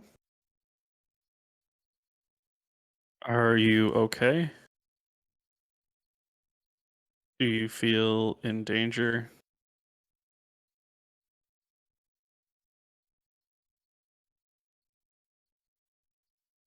Do you know Martuziak, Jerry, Alistra?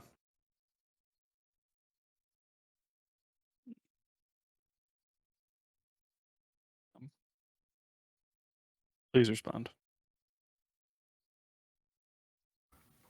Cool.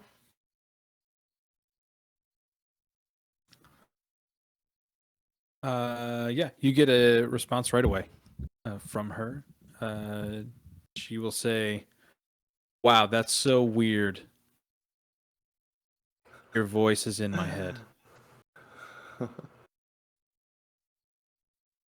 counting for you. You have 8. I don't know those names. Whoa, wait. Who are you? Wait.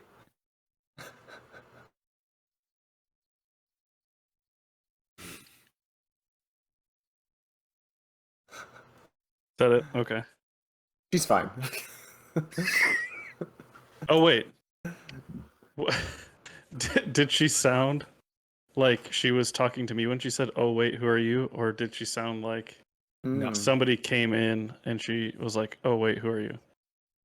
Make an insight check. Oh, don't remember what my insight is.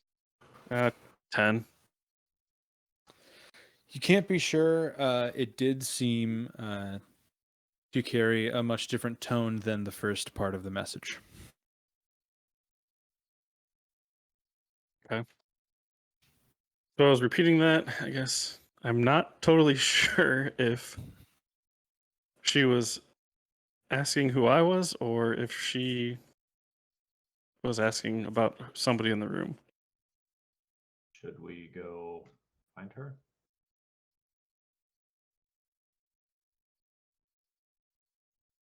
Question is, if Would- we did find her, would we be able to do anything? Because if That they'll hold up a necklace. You can go if you want to, pretty quickly. wait, what? What's the necklace? Is it I'm like the in. switching thing? The vapor. beads. It's a thing I try to avoid using, but this seems like an interesting moment to watch Wraith get murdered by Arvantis. Hey! Could you imagine?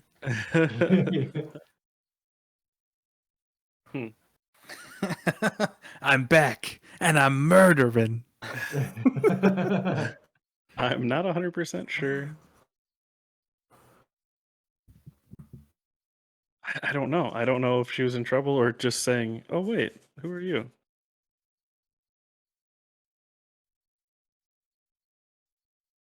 To be cautious in this situation, given her circumstance of her being chased. I feel like if she was chased, I don't know. I feel as though there's some correlation between the chasers and the casters somehow.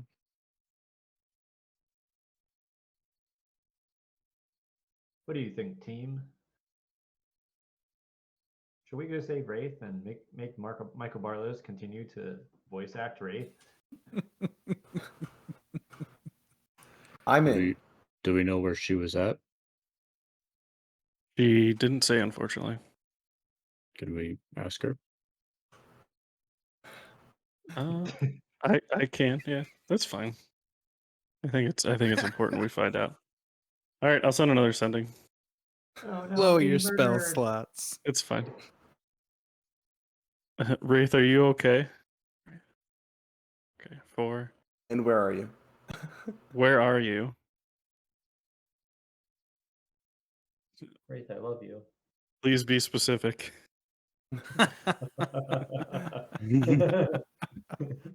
Do we need to come help you?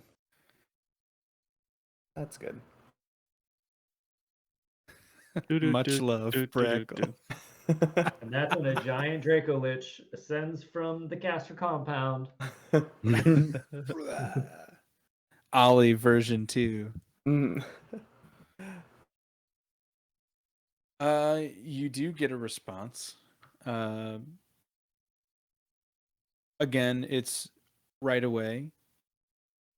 And it is a string of incoherent thought.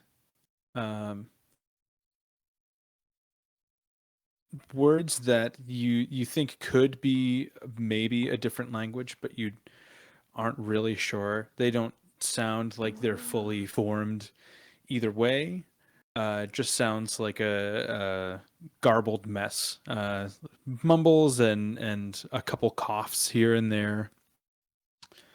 It sounds like she's just struggling to get a good through line thought across to you. And that's it. A well-used Cool. spell slot. I'm and like when the messages come in, I'm just like relaying it as it comes in. So all of you guys are getting just like,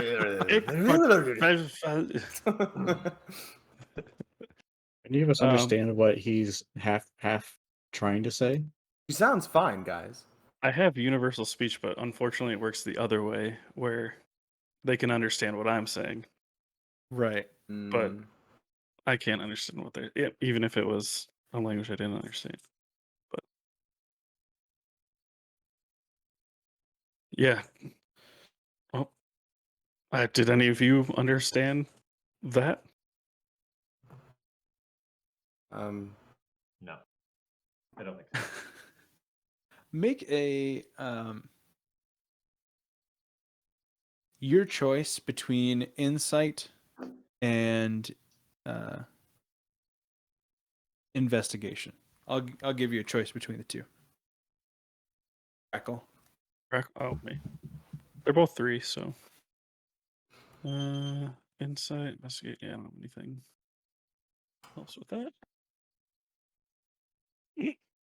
That's gonna be a big ol' 5. There. Yeah, it just sounds like mush to you. Um, is anybody proficient in insight? Nope. I am. I am as well. Oh, okay. Either one, Vern or Eric. You can either both roll for insight, or one of you can roll at advantage. Let's both do it, Eric. We got this.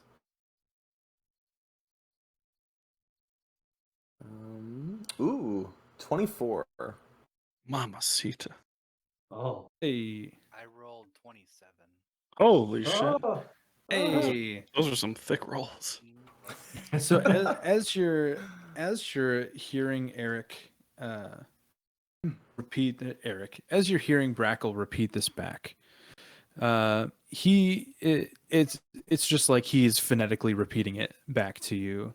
He has no clue what he's saying, and on the surface, it does seem like it's just babbling. What you can interpret is towards the end of her message, as she's kind of when it seems like she's even getting more unaware and more unstable with her speech. You can just make out how a few of the words are transposed a little bit, and you would assume that she is trying to say how cold she feels. She repeated a couple times that she feels very cold, and she says, "Eric, you only Eric would catch this with a 27." That she says the word horns. That bastard. Fucking knew it. What a cunt. Yeah, Eric would describe that to the party. Knowing that it was kind of babble and, and kind of in a language that he doesn't fully get, but had to use his insight to understand the message. So no one else in the party probably understands it. Nothing against, big tough physical dudes, but yeah, so you But just tell everything everyone against them, actually. horns is some kind of keyword, and it's very cold. Definitely not face being burned. I don't know any of like cold places in the compound, right? Dying's pretty cold, Yeah, that's true. from what I hear. Blood loss. Yeah. Well, I'm assuming that means that she is dead. 3 horns. And I think that Was that- solidifies maybe what we do with those people moving forward. If I'm assuming what happened. You think she's dead, like right now, or we could vapor our way over there and phase through every wall and ceiling of that compound until we find her? I just feel like we're giving up awfully quick. Rocco, I don't suppose you know of any famous caster torture chambers? Few. Not fully aware of any, I can't say. Just Just the boiler room?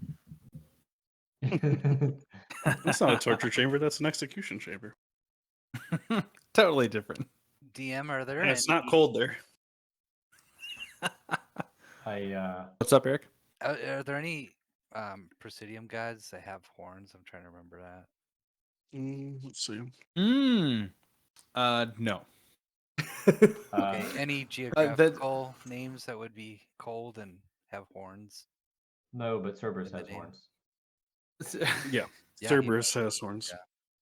Just know this. Geographically, yeah. yeah. Yes, but not anywhere close to the capital city. We're potentially walking into a situation where the casters will declare war on us if we go in and try and Yeah. If we go in as vapor, extract. No, I think it's beyond. Vern really wants to use that bead. Did it make anyone else feel really alive? It made me feel really alive. Vern, I'm on the same page as Brackle. I think sometimes you have to know when to not proceed forward.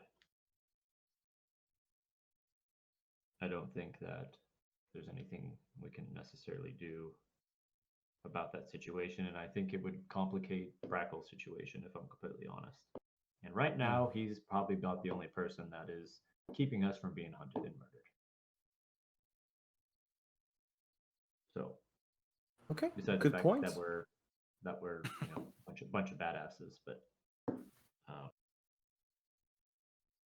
Urzak has been like white knuckling a stein this whole time, and at this point you hear it crumple. He just turns to everybody. He says, "I want you all to remember, at the end of the day, perhaps when this is all over,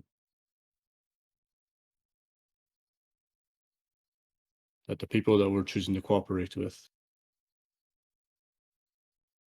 the decision we're making right now, is us being punished for choosing to save a life."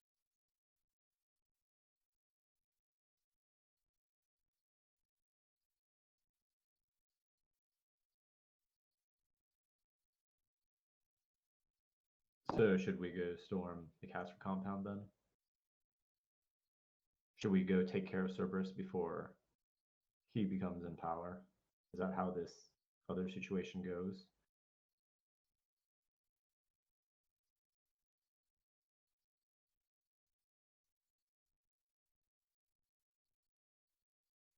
I think you're right. I don't think on our best day we could dismantle the casters. But I don't think it's wrong for it to weigh heavily on us.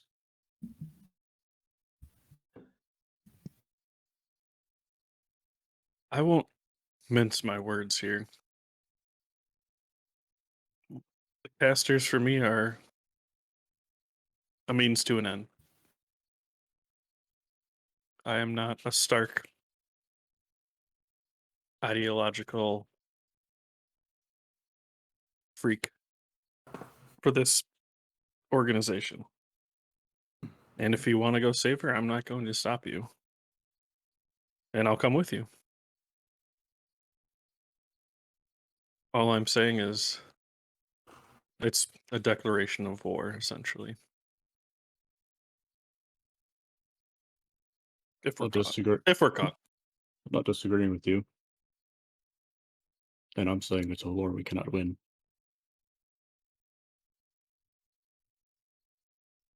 Not yet. I think at this time I think I told the three about my meeting with Cerberus, but I'd fill everybody else in on kind of what I said and what happened there. Mm-hmm. including Luna and Solia if they're here. So I know Yeah, they're on the they're list. here.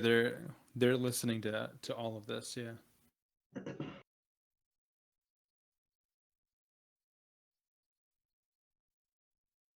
As you guys are kind of talking through this, Mara will she was writing and kind of doing her edits and everything like that. And the moment Urzak said the words, this is what we get for attempting to save a life. You'd notice that she slows down and eventually stops writing and just sits and listens to you. That's essentially what her life has been for the past however many years she's worked for the casters, is having a hand in deciding who lives and who dies. And sometimes she has had to very starkly decide between two or three different people, with the knowledge that the ones she does not pick will likely die very violently in some cases. And she will say, she'll stand up, she'll walk over to you guys, kind of around her desk this way, and she'll say, I may be nothing but an old woman, but I've had these same conversations with myself and others countless times before.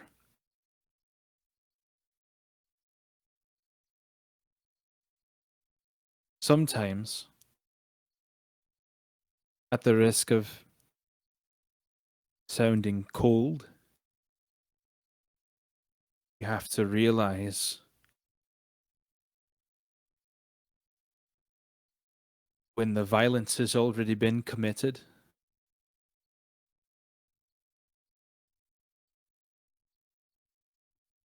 that you could stop it from being started for someone else.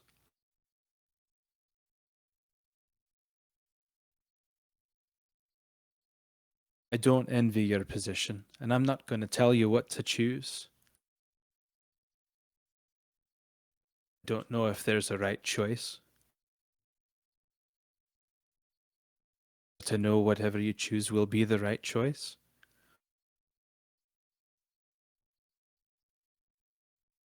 And she will roll up the scroll.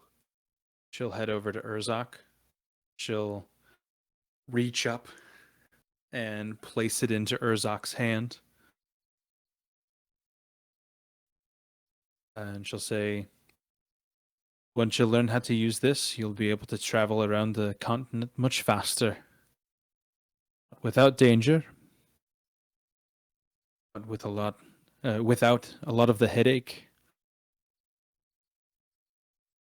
Hopefully, this makes your decision a little bit easier. And she is very solemn at this point. She'll kind of keep her hand on Urzak's back for a second, and then she'll walk around you, and she will exit out the front of the bunker.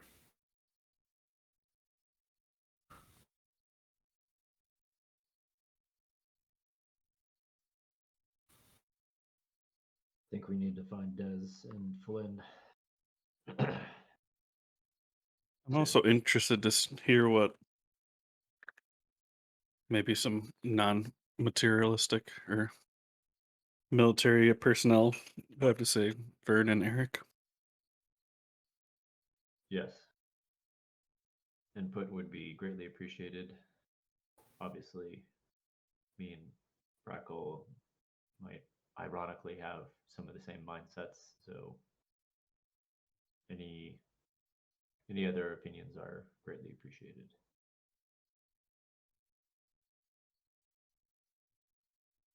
Well, I think there's something to be said for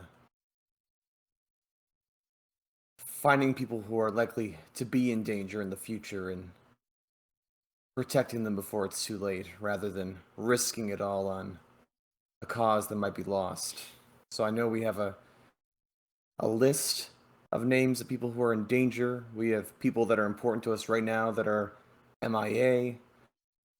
So maybe it's one of them we should be prioritizing right now.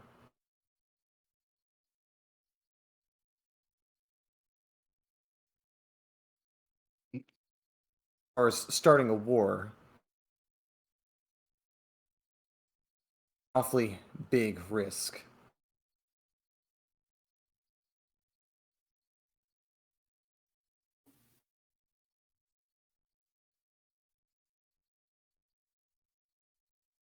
What about you, Eric? You have any input? Desires? I'm having a hard time following. I'm sorry. Yes, it is a lot of talking in circles. No, like I didn't get to watch last week and knowing about Yeah, yeah. Wraith and So Wraith just came up tonight, but the long and short of it is that you think Cerberus has injured her, or yeah, at best mortally wounded her, and you are deciding whether to go and save her and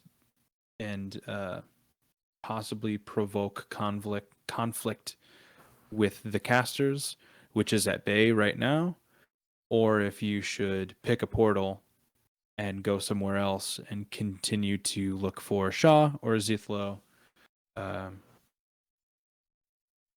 Or what was the third one in Cassis? One of the One of the other. I thought it was one of the wilds you want me to look for It was the contact for for the people who are following us. Yep. in Cassis. Mm-hmm. Well, Zithlo. Or no, it was in town. Zithlo was in the wilds. No. How did we And know then there Zeke was on the was- wilds? Zithlo's note led you to the wilds, right? Or led you to the three guys who led you to the meeting that's happening in the wilds. The note said that they're going to Cassis, and then when we had our non-encounter with the three guys. Oh we yeah. walked around. So okay, so his chasers are going to Cassis. They're meeting in the wilds. Mm-hmm. So you have three possible teleport link options for three different hooks. You could also choose one of the other three, I guess, and just go blindly out into the world. What about our Vantis? But that's the long and short of it, Brad. Is you're choosing between going to Wraith's aid and possibly starting a bigger fight than exists right now, or following a different lead. If we start a war, we lose this room with portals, don't we? I imagine it's not going to be open to us. Mm-hmm. Right? Because isn't this the place for the caster generals to move about? It's basically the caster generals that are against the casters. Oh, Yes. oh, that seems like a thing. I don't know how I missed that. Never mind then. Yeah. So this is a place that Gael Mhm. and Maruil have worked out of for many years to help tithes escape when they have died. Okay. They'll help kill them Hmm. and then bring them through here. And as more and more people have won the tithes, they get in with the generals they can, or with the tithe winners they can, and kind of recruit them onto their side. So now all of the working generals in the continent are in on this, with the exception of Daunt and Cerberus. They are not in on it. Okay. And Brackle Good, would fine, have known something that too. So So was it a So, risk yeah, so bringing this me is- here or not? what? Was it a risk bringing Brackle here or not? I maybe, but also the risk potentially has the benefit of you moving up and having somebody that can make real change happen, um, be able to change things around very quickly. Let's just So kill, yes, but no. Okay. let's just kill Cerberus, and they'll put Pazbrand in charge instead. That's true. If she'll take it. Yes, she'll Start move going up. down the list. The real question quick. is, will she be able to keep the country together?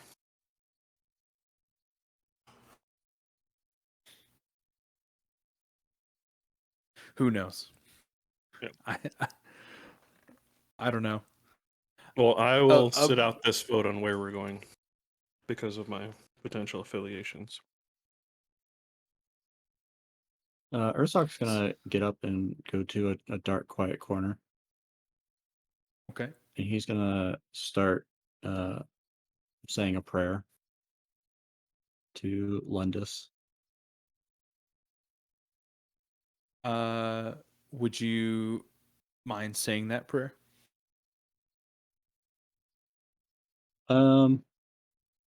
It's nothing, I guess, specific.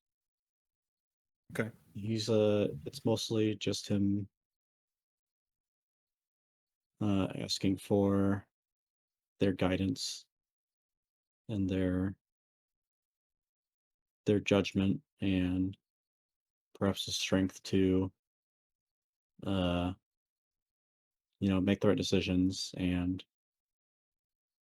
keep a cool head and see the bigger picture. And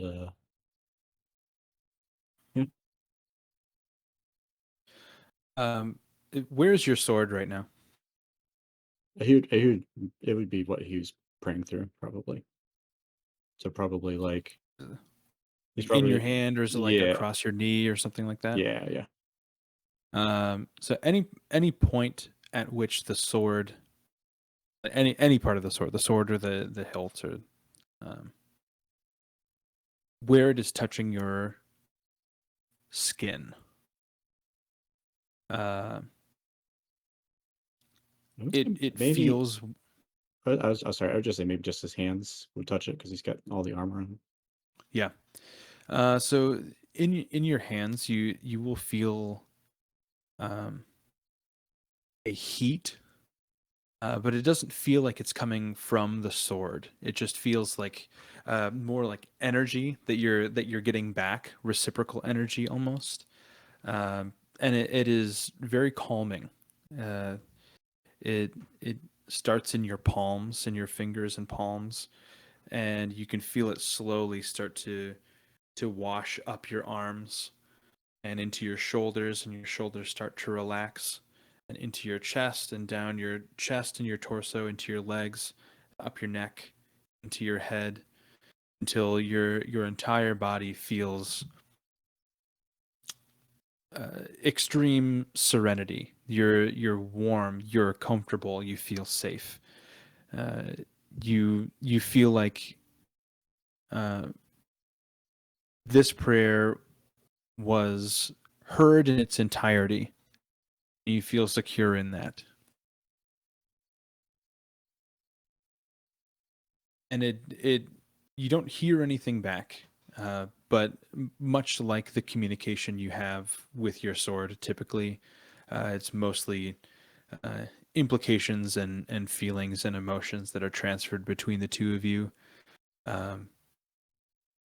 It is you feel an overwhelming um, relief. It feels like a weight has been taken off, um, followed by an intense feeling that you do not need to go to the compound. Almost as if Lendis is telling you that whatever is happening to Wraith is not your fault. Urzak, one of his fatal flaws is placing blame on himself, especially when other people, especially innocents, are injured when he sees that he could do something about it. And you feel your sword relinquishing that blame from you. Yeah. On that, Urzak will stand up and strut back to everybody else. And he'll say, Varn was right. Um,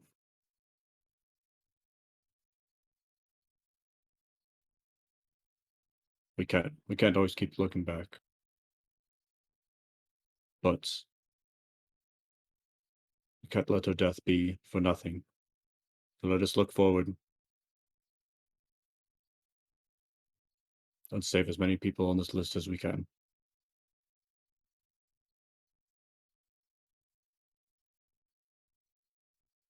Whenever Urzak was praying, did the word Lendis do anything to the orb? Indeed, it did. That is something that Teth would have noticed. Would it like just glow or vibrate or warm? How audible was your prayer, Urzak? I guess it depends on the acoustics of this chamber. There's very little furniture. All of these things in the middle are rugs, which would dampen the sound. A couple chairs and a few bookshelves around the sides of this central room, and the desk, obviously. But everything else is stone. All of the effects in the teleportation link chambers are either illusory or sculpture. Like the grass is all illusory. The water is not actually there. So it is a very reverberatory stone chamber. I mean, you definitely hear him praying. I don't know.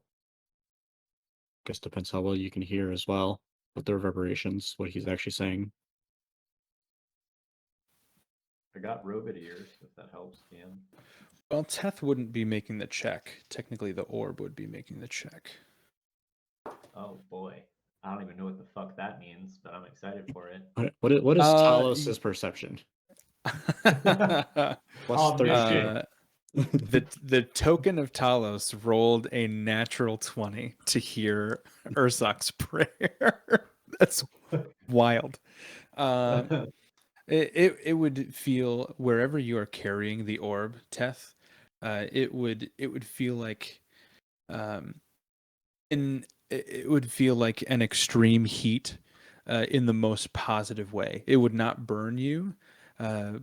It would be like a contact heat from what Urzak is feeling, just kind of rubbing off on you, almost like you're tapping into the feeling that he is getting, that he's mainlining from his sword. You're getting like 20% off the top through the orb. So Pretty you good deal. also feel a very slight feeling of calm, a feeling of relief. It is not all encompassing like it is for Urzak. It's not overwhelming like it is for Urzak. But you definitely would notice that Urzak went away, and you felt warm and relieved.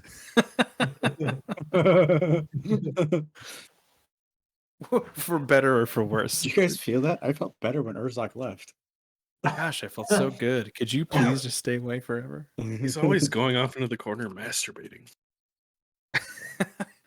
If, every time Urzak pleasures himself, Teth feels comforted from the other room. Every time you pray, it just gets me going. But yeah, Teth, it would be strong enough that you would definitely make that correlation.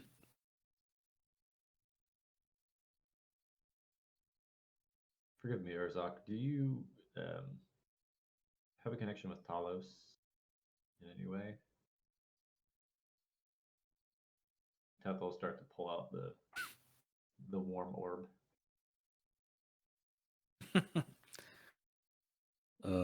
Take a gander at my warm orb. Yeah. I just saw a picture that fucking made me chuckle at the wrong time. I will share after this conversation. No, I mean, I respect Talos, but I wouldn't say that we have a connection. Teth will put the orb in front of his face and kind of look through it. Look back towards Urzok and say, "Who do you worship again?"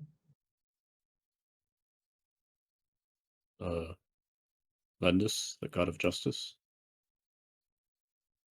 Does that It'll do be anything? a mini pulse of light at the mention of Lindis's name.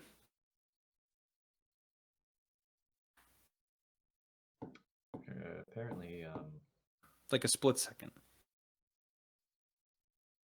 that is resonating through this orb. No idea what it Oh means. my but- god.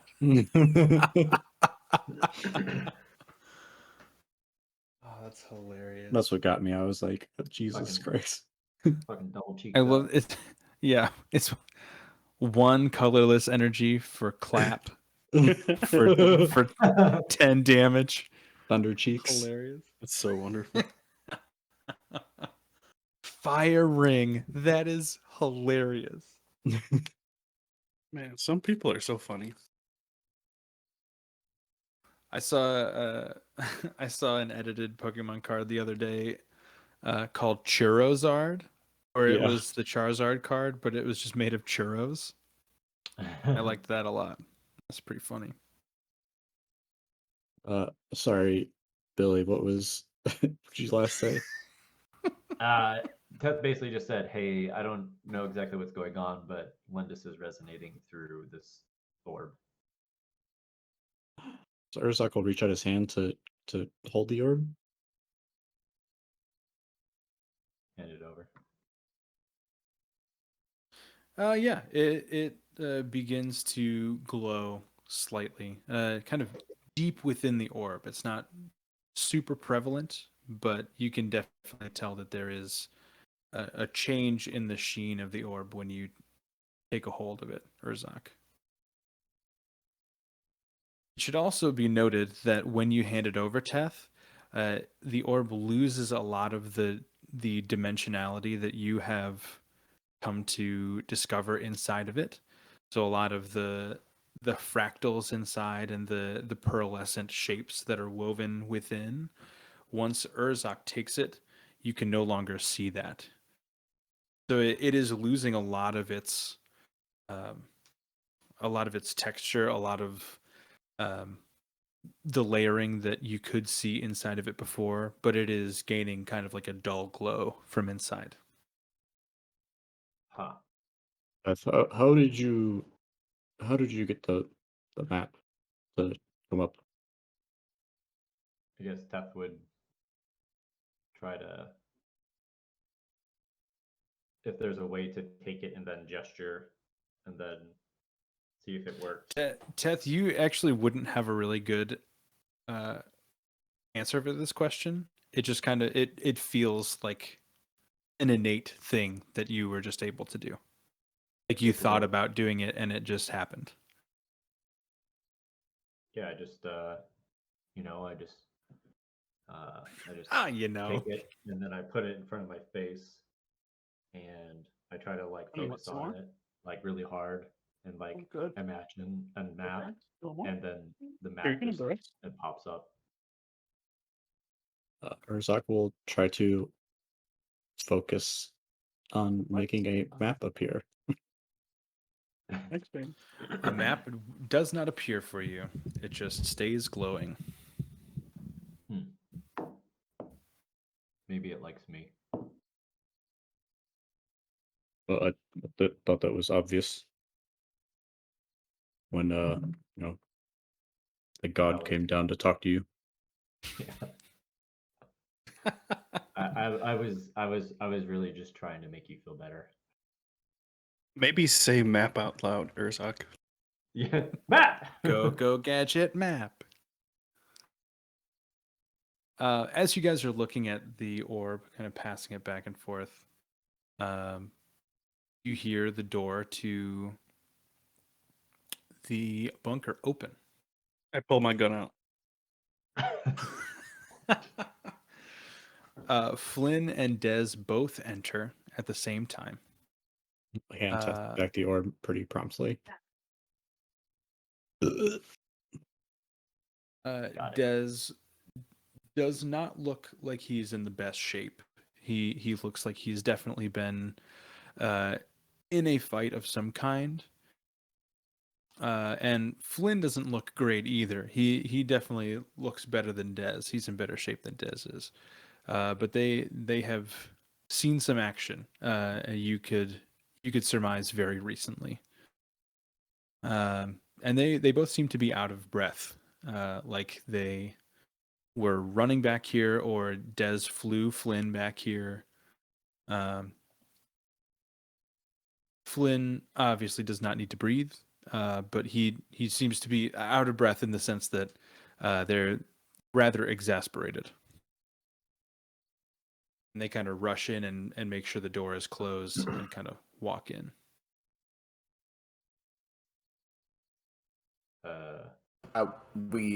Well, I know about we, but I'll approach them and be like, "Are you guys okay? What happened?" Dez will come forward. As he's doing that, he's unflasking or uncorking a flask with a potion inside of it, and kind of taking sips of it as he's walking in.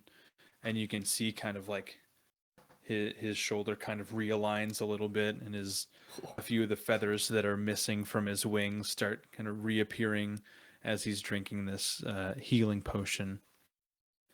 And he comes up to you and he says, "If we're going to make a decision on where to go, now is the time. Whoever is out to get the people on that list that Brackle has, they are in the capital city currently." Why aren't you on that list? He'll say, Also, how do you know about the list? Yeah. He doesn't. Yeah.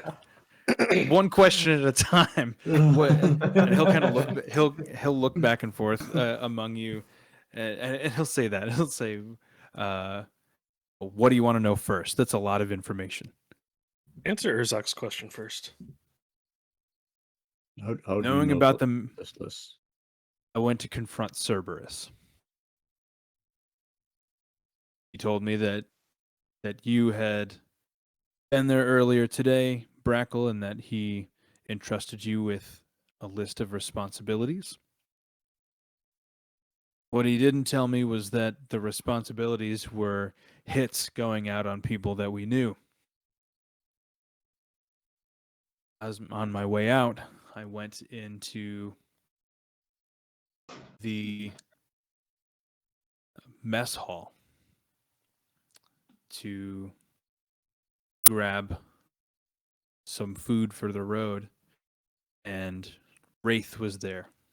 I felt like I was interrupting something because she asked who I was, and I introduced myself again and made sure she remembered me from the cathedral. And before I knew it, I was waking up next to her body, blood everywhere. I had cuts all over my body, and Cerberus was standing over me. Thankfully, Flynn was there as well, and we overtook him for a little bit. He got out. He had people there with him, and they are searching for you. The only reason I know about the list is because he had mentioned that the list of things he had told Brackle to do included some names. Who is he after? He Who's said you? the next.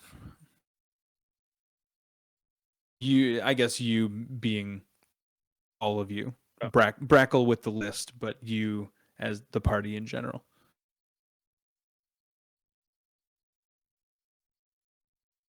Should we perhaps pick a portal and go, or are we good with? I feel like Des and Flint would be.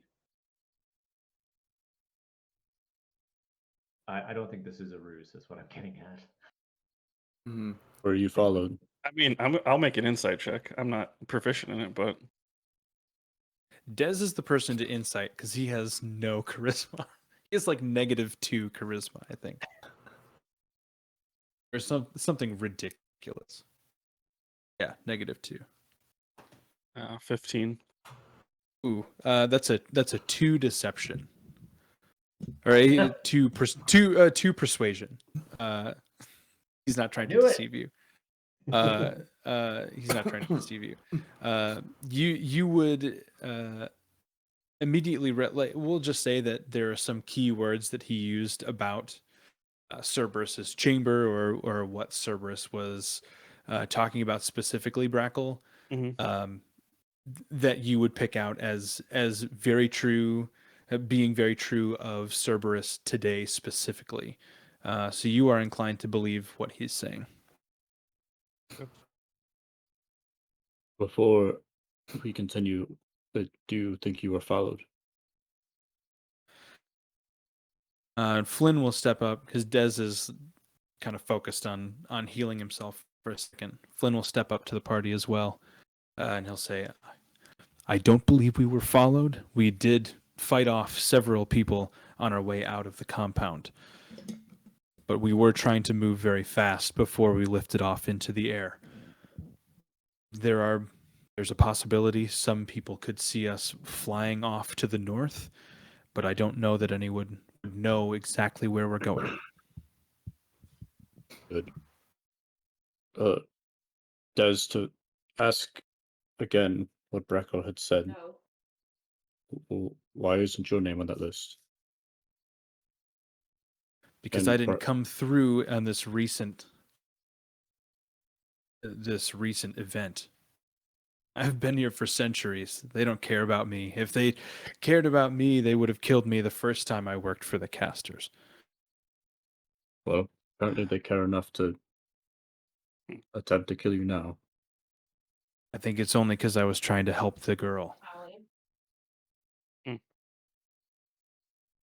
Well, it seems as though Cerberus is. I don't know. I don't know if he's changed, but I mean, I guess we now know where the people on this list are going to end up. Why would he be after us, though? Because he knows we're with Luna and Solia, I imagine. And that's 33% of the list.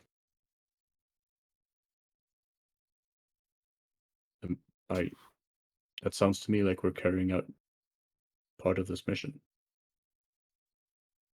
Only if we serve them up to him. I thought the way he worded this was to kill them or help them get home. No, it I was think the words he kill used them were or bring them back eliminate to the them or compound. send them back. Yeah. And I think he meant I don't send know, them I'd back have to the to- compound would be my guess. Did he mean back to the compound or did he mean send them back to their original plane?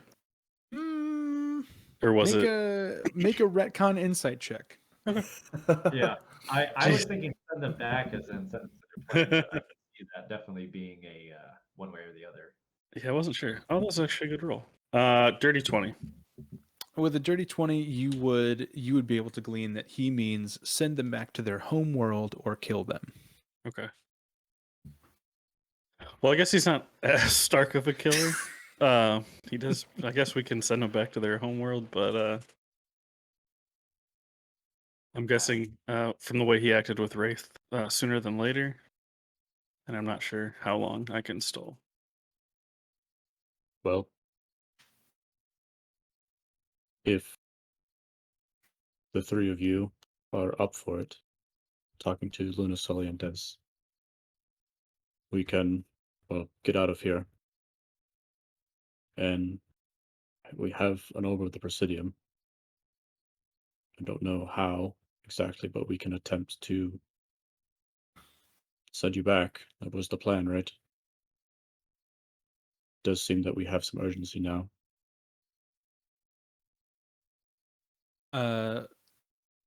Solia will step up and she'll say, anything that you're looking to do outside of these walls, Luna is not going with you. And I am not going anywhere that he's not going. And he'll sign to Teth. I think, did we decide that Teth was the one that could kind of decipher what he was saying? He'll sign to Teth, and you'll get the gist that he's trying to say, trying to apologize for her decorum. She's just very nervous because I don't have my full power here, as you know. Please don't take it to heart. So they're saying they don't want to leave the city? Is that what they're saying? She doesn't want him to leave the bunker. The bunker. They're probably weary of teleporting, maybe. Well, I don't think this Especially bunker is especially the after safest learning that place. another, she believes that it is. Not saying that she is the authority on safety. So don't take that super seriously, but she is convinced that this is the safest place he can be, and she is not leaving, and she doesn't want him to leave either. But you do want to go home to restore his power, right? Of course. Amongst other things. Of course we Well, want to get home. Why wouldn't we want to be home? We don't belong here. He's getting weaker by the hour. So come with us and we can try to take you home right now. I obviously can't guarantee anything, but time seems to be of the essence more so than ever. Luna will step up next to Solia and kind of touch her on the shoulder and sign something to her, kind of like behind his back, so you can't see it. And they'll just have kind of a moment of clear disagreement. But she will turn back to you guys and she'll say, fine, we'll go. Great. If it doesn't work, you can come right back. We can probably find a safer place for you wherever we're headed. I think any place is safer than in or near the capital. Right, so I mean, like, correct me if I'm wrong, but the I think what you told us was that the main teleporters go to another teleporter end. That's another Correct. safe house for the generals. So if they wanted to, they It's just come right back. It's not necessarily it goes to a safe house. It doesn't do that, but it is a two-way teleportation link that you have access to now because you have been granted access by the generals. So it's not like a random creature could just happen upon the teleporter and show up in the bunker. Like you have to be allowed to use it essentially. But you are all now allowed to teleport freely. So it is two ways. So you are correct. If they hop out and there's a Tarask on the other side, they're like, okay, we'll just go back to the bunker. I'm good. We'll just go back. Yeah. I must explain myself a little further, I suppose. I would love to attempt interdimensional travel within the safety of this bunker, but our experience with these orbs has been a bit explosive, literally. So And their knowledge surrounding them a bit light.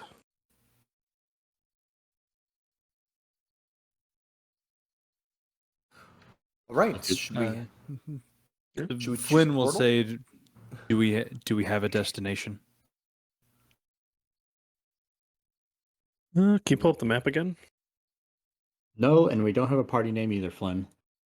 I think Where I are did. I we? put the orb map in the Presidium folder under orbs of the Presidium, Oh, okay, cool. so you I can looked in the map in the so handout you can maps. see it. Okay. Doesn't have the city names.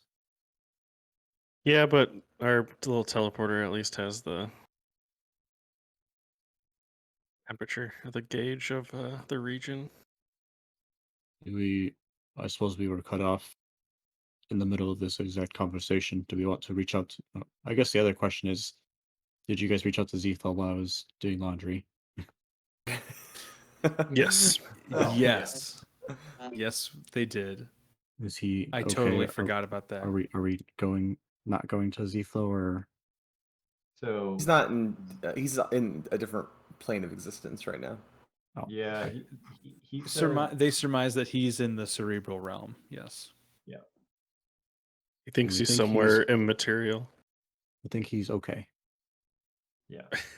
We He said think he's we alive. think we can't get to him. This is the main thing. Yeah. Oh, Yeah. okay. We're not sure how to find him. But he, on his note after rereading it, it says chasers said they're going to Cassis. So if we're chasing the chasers, then Cassis would be our route. Or the wilds would be, let's see, the blue, which was the followers of us, and then I believe the Shaw area was red. Yeah. Or at least information on Shaw. I feel like getting. I guess at this point, I feel like the chasers are kind of secondary since we know that the casters are. Cerberus is coming after them. So my vote would be going to collect the orbs so we can send these people back. Okay, I There's agree. conveniently an orb near each one of those destinations. Yes. What? What's the one? What? What's the area that has the weakest caster presence? That's a good question. Make a I history don't- check. Okay. I could probably tell Can I him also that's make a the history least check? amount of scouts. Oh yeah, I guess we- Brackle would have inherent limited knowledge. I could. I got a I'll give. 16. I'll give somebody advantage if I Okay. do I, that. I am proficient in history. You got a 16. Yeah, 16. Yeah. Roll again. Take Okay. advantage on that. 100% if you I got a get the blue 17. dot. Okay. 17. With a 17, you would know that answer is rather complex, only because Cassis is a city that everyone pretty much respects as a place of passage for the very sick or the very old. So there is a stronger caster presence there, but they're less inclined to make rash moves or do anything that would upset the flow of life throughout that city. It's a very serene city, and the influence of the god Cassis kind of permeates throughout the streets there. The wilds is a toss up. It depends on where you end up. There are pockets of very dangerous creatures there. There are also, bandit camps and different things that could change from week to week. So that is more of a risk, but also you have the possibility of having the smallest caster resistance in the wilds, just because there's nothing super civilized there, and they don't really want to mess with that. Somewhere in the middle is Mir, down in the south. There is caster presence there outside of Mir's borders. They actually have a doctrine in Mir that prohibits casters from anybody that is affiliated with the casters. You cannot set up a home inside of the city walls. So any caster presence there would be met in the form of an encampment or some type of barracks built within the forest surrounding that city. So that's kind of like half and half. If you're outside of the city, you're going to run into them. You will run into scouts. If you're in the city, zero, absolutely none. I think we should take into consideration these folks that are coming with us and are worried for their safety. Maybe Mir would be a good choice. They'll be relatively protected inside the city, and we stand some danger as we go out, but we can more or less take care of ourselves. Or the same thing with Cassis. If it's a place of serenity and peace, I think the wild is not the choice. I would rather not go there, and I think that Solia and Luna would also agree with that. Solia will vehemently agree with that. Yes. Mhm. She has Well- no interest in bringing Luna to the wilds. She would make it known that she's on board with the other two choices. How we roll for it. If we're going to Mir, I suppose somebody needs to disguise themselves a little better, their affiliations. I think I can do that. I don't know what Andy or Ollie were just doing, but I just saw a paw go up in the air behind you. Yeah, Ollie's in that basket that he sits in, and he like leaned back and just like put his paw on my arm. He said, "Keep petting me, Dad. Come on." Wherever they're going to be safe and we can try this, I think is the best. I think Mir sounds like the way to go. The wilds is definitely not the way to go, at least initially. It's a hellscape.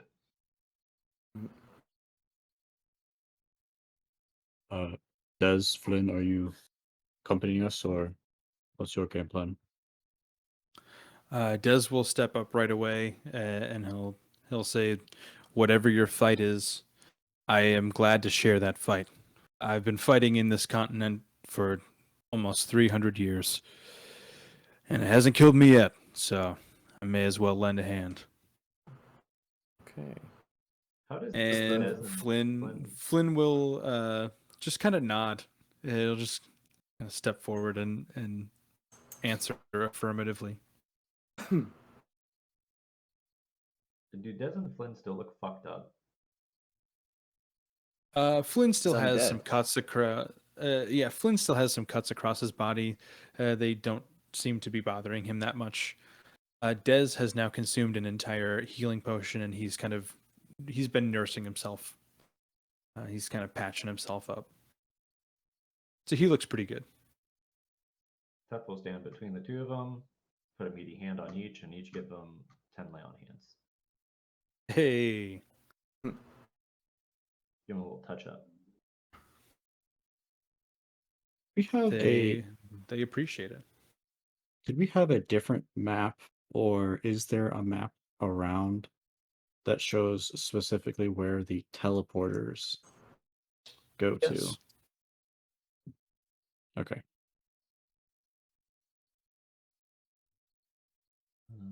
So the red Yellow is teleporter. Yellow is the teleporters. Oh, okay. The colors are the Oh. orbs. Oh, Correct. I love where that fucking teleporter is by Mir. Fucking great. It's kind of right in the middle for Yep. for everything you'd want to do there, Teth. Great. Yep, let's go to Mir. Burn is already on the Perfect. edge, about ready to step into that portal. And then we grab him and say, I'm not sure that's the right portal. It's the red one, isn't it? The red portal. Or are we having It color? is- It is the red orb. Oh, It is. oh, So that's the red. Never mind. I'll put you back to the. Okay, so it's So not. if you're going to Mir, you're going to take the top left portal. Oh, it looks much more inviting. Okay. Just let Vern go by Vern- himself. Have his own Vern adventure. grapples his way across the room. Falls down into a volcano. Oh God! So cool. All Are we right. doing it? Are we going into a portal? Are Let's you do going it. into the portal? Finally, I am. I stepped Yeah. in. Bam. So, Well, I Okay. suppose we have to hope that Arvansis has found his way. You can. Or, I guess suppose you could message him. You always send a message. And Braggle just makes it up, and then he says, "Oh, I'm doing fine, guys. I'm just Yeah, Yeah. exactly. I'm fucking lots Doing of great. bitches. Good luck with My- whatever you're doing, guys. Don't look for me my anymore. fans loved seeing me. Uh, Don't look for me ever again. Did I existed? just don't do it. I'm okay, I swear. All right, Elias, young boy, let's go. You're in Oh, an yeah, I incredibly forgot about dangerous Elias. situation. I forgot about Elias. Yeah, so I would like all of you. Are you stepping into the portal? I will ask definitively right now. yes. Yes. Okay, Do it. cool. Cool. Mhm. I need all of you to make a Constitution saving throw. Ooh. On. Not Ooh, for- that's good. I only got +1. Good. Oh. If Ooh. I don't know if this is applicable, DM, but if Oh, they're sure. within 10 feet of me, they get +5. I got a nat 20. +7. 27. I get +5 to mine. Nice. Yeah, we'll say you're all within the same. You're all going in at the same time. Oh yeah, everybody succeed. I don't know about me, but Is that with your +5? yeah, I rolled a 6. I rolled a 6, and I get +1. Ooh. So we got a 15, we got a 12, 24, and then Trent, you got a 27 without you had 32 Yeah. with +5. Mm-hmm.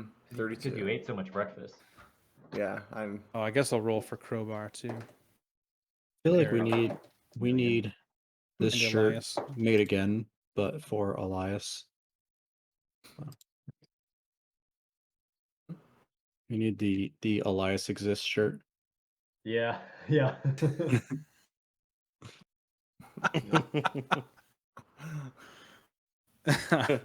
Yep. For context, Trent, in the last campaign that we were playing, or a couple campaigns ago, there was an NPC that was supposed to be traveling with the party. Like he was the guide for the whole party, and our DM just kept forgetting that he was there. So anytime anything important would happen, we would have to like redo it because we would forget that Auric was a part of it. Poor Auric. exists. Yep, Auric exists. Great. He I love now it. exists in limbo. Right. Correct. Was he? What happened? I don't remember him being in that combat. Now that I think about it. he got disintegrated. Got fried. He got That's right. disintegrated. Just before I Good died. old Grim. Good old Just before- Grim. just We before knew it was Grim got coming. murked. Yep, We knew it was coming. we did. Yeah. Yeah. Sure. So you all make it through safely, except for Brackle Path. Awesome. Uh-oh. Brackle, you make it through to the other side, but you are very sick. You to the point where you make it through the door on the other side of this teleport link, Mhm. and immediately fall out onto the ground, and vomit all over the ground. Oh. Sounds about right. And I don't yeah. like teleporting. I've done it twice before, and I hate it. Yeah, How are you yeah, I guys guess not you were- sick? How are you not sick? Well, you're a robot. Uh, I don't want to hear from you. Do you? So do Brackle, you- add 1 level of exhaustion. Ah, How's shit. Elias looking? Is Elias like pumped? Elias actually rolled really well. With the +5, Elias was at a 23. The only other one that was close to that was actually Crowbar. He got dangerously close. The DC Failing. was 15. So Urzak just made it 2, but Crowbar was at a 16. Very, very cool. So 1 level of exhaustion for you, Brackle Baff. I put it on layer. Oh, and I made it to the other map, but I did not put you guys over to the other map. So on the other side, you see you are standing next to a few cages. They are open. They don't look like they are used for keeping animals or humans or creatures. There are butterflies flying around inside the cages with very intricately woven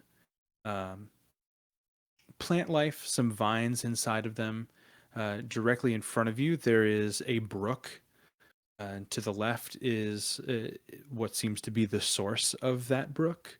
There are stones with water cascading over the top, leading to a waterway off to your right that seems to go for quite a while.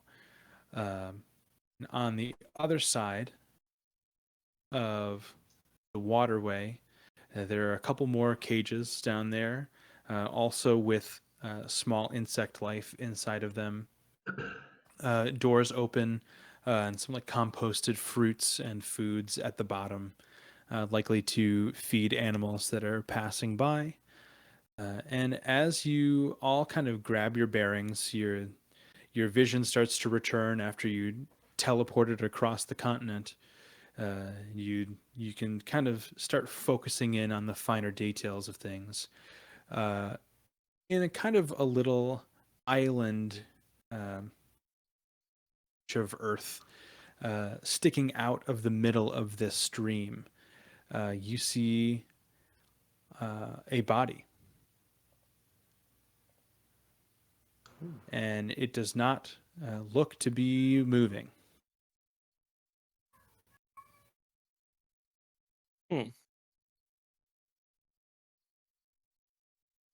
Huh.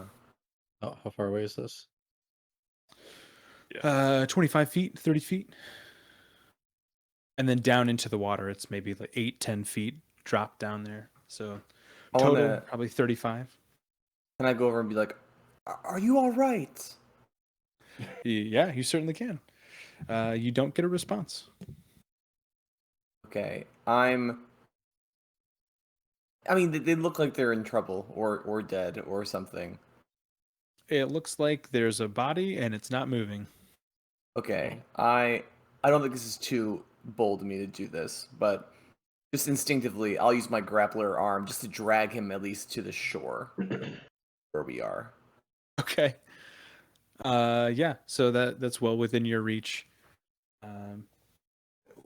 Is it Urzak will- 25 feet Yeah. for you, Eric? Okay. Or Eric, Jesus. Varn? Everybody's Eric tonight. Eric and Nancy, apparently. Urzak will help pull once the A grapple. range of 20 feet. So you're at the very limit with the decline, but you can just grab on to like it's just at the limit. Why don't you make an attack roll, Vern? Oh. At disadvantage, please. Okay.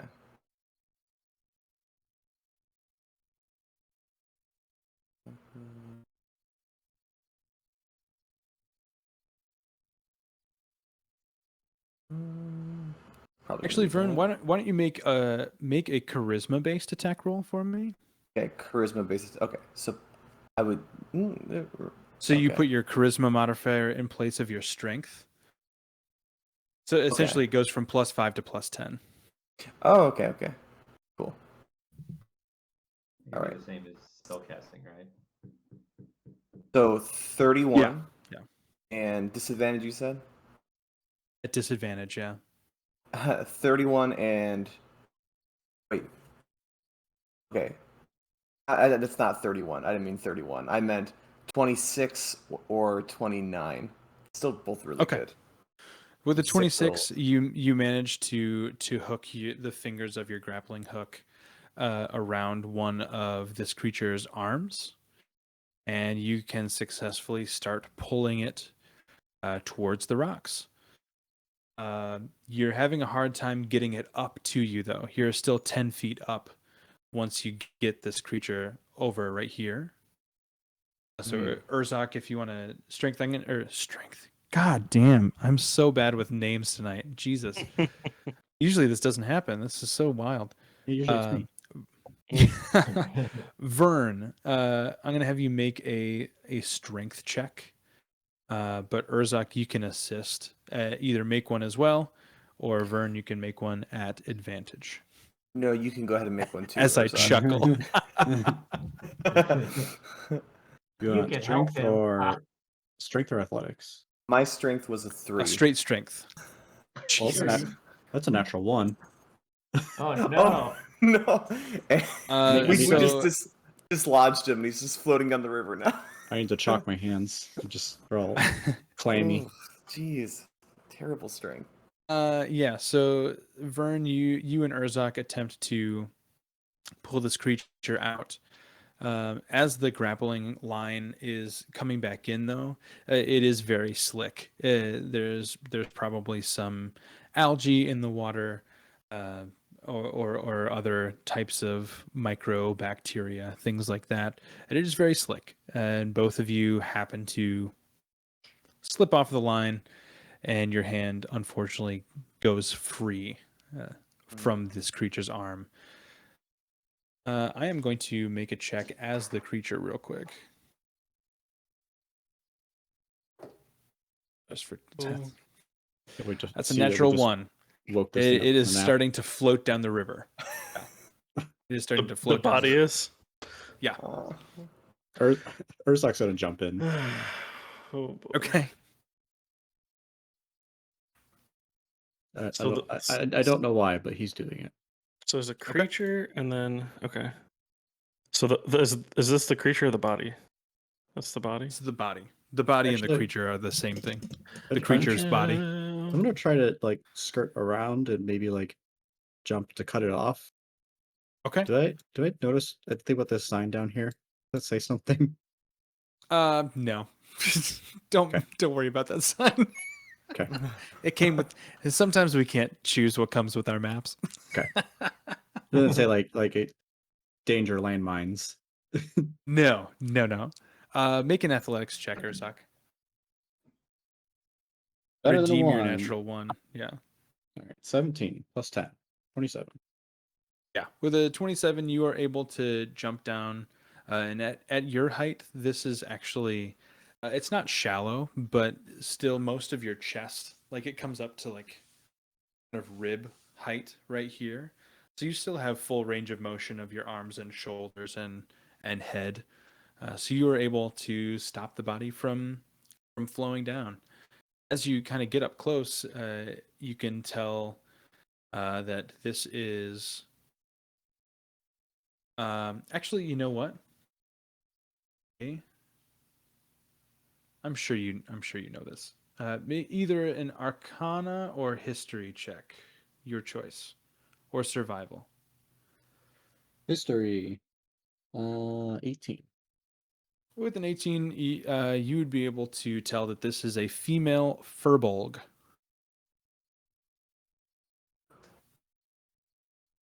It's probably taller than me, right? Firbolgs are pretty tall. Pretty close. Pretty close. You would surmise that she is probably just taller than you are. Yeah, I will start dragging the body upstream and try to get to the steps and get it back up. make another athletics check for me. Really, the first one should have been acrobatics. I think that was my Is there fault. any way that Teth can assist getting this body up the steps? Yeah, you can certainly try. You can assist with another athletics check on your end if you're. You just need to explain what you're trying to do. So is the body still currently there, or is this once it gets to the steps? I'm not sure where we're at in this movement. Yeah, how much are you trying to move this up, Urzak? Are you taking her back here? Yeah, I'm trying to get back up at land. What was your other roll? 19. Okay, yeah, you can easily get her up to the steps. So we'll just say you guys are like here at this point. Teth, make a strength check, a straight strength roll.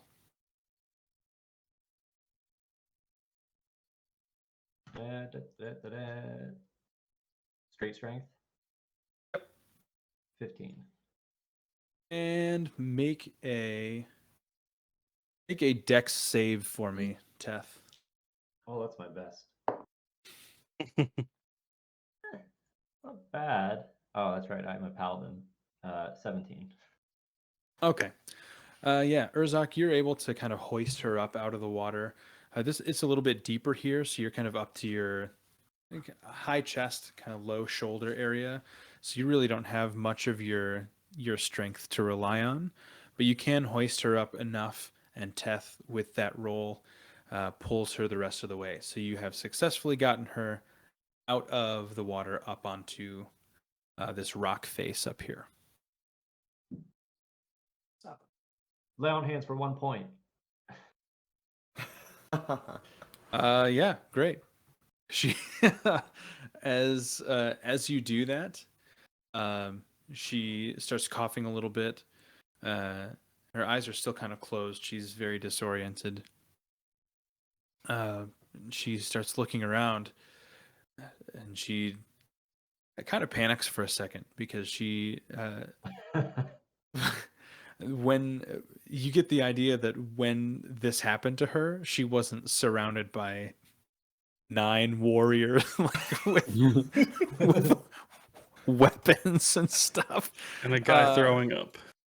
and yeah, and Bracklebap. She'll look around real quick, and she'll peer into the crowd, into your group. And she'll say, where are Brackle? Is that you? And that is where we'll end the session tonight. Ooh. What? Ooh. Trippy. No. Who are you? This is Brackle's ex-girlfriend. I don't know you. Don't talk to me, you weirdo. I can tell by the way you're throwing up that it's you, Brackle. That must be Brackle. The last time I saw you, you were walking out of Selma's after breaking up with me. Duh. You were stinky. I don't like furbolgs. Ew. Furbolgs? A little too tall for me. Am I right, guys? My masculinity can't handle that. I can only handle toxic masculinity. Yeah, only Cerberus and Daunt for me. I'm making some Also, new guys, stuff.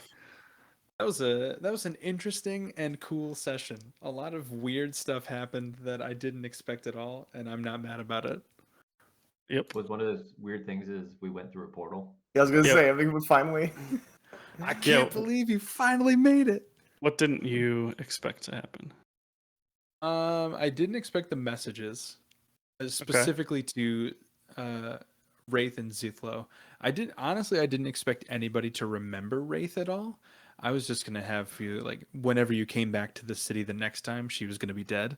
So that was cool to experience that death, and how much weight it had for the party. I really enjoyed how much you guys cared about that. That was very cool to watch.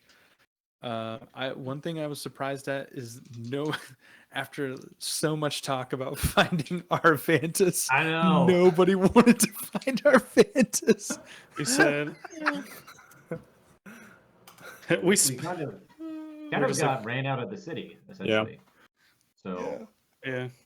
I guess replacing one problem with a different problem, that makes a lot of sense. And honestly, I didn't think you would choose this portal either. After what happened last week, I Mhm. thought for sure you would go to Cassis. Cassis. I thought 100% you would go to Cassis. Not that I cared either way. I think both of them, hopefully both of them will have things that you all enjoy. But I did not expect to do this yet, which is cool. At the end of the It's 2 day, weeks. it kind of seemed like we were looking for trouble going to Cassis. Yeah. Yeah. Like that Yes. that definitely would have been the more combat heavy route. At least sure right Aaron will away. be so happy to hear that we I did was not. saying, There yeah, I was sorry, Aaron, when you get to this part of the recording.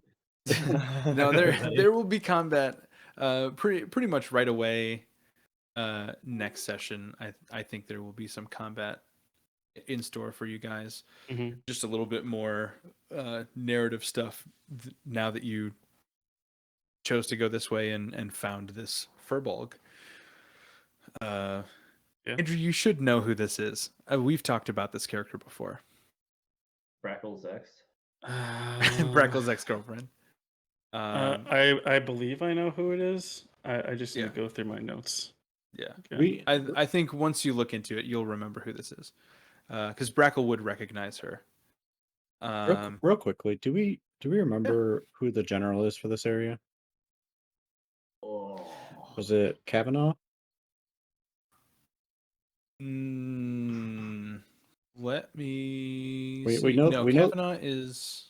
we know the Wisp is here, but they're not the general of this area, right? They just kind of hide here. Mhm. correct. That's not the right thing.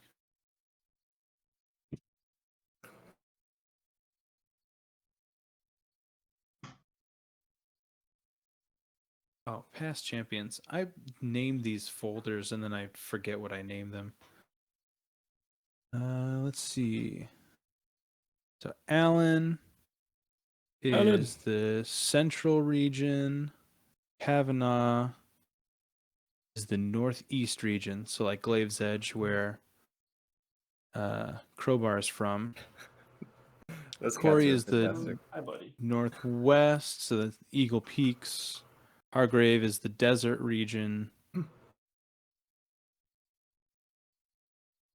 Valentine is southwest. I think this is just kind of like left to its own devices. I don't think I had a general for this region. Interesting. Guess that would make sense given the dynamic. Yeah, that's true. Yeah. And like the history between the Wisp and the Casters, I feel like they Leave her alone. would just not. Yeah, they would just leave her alone.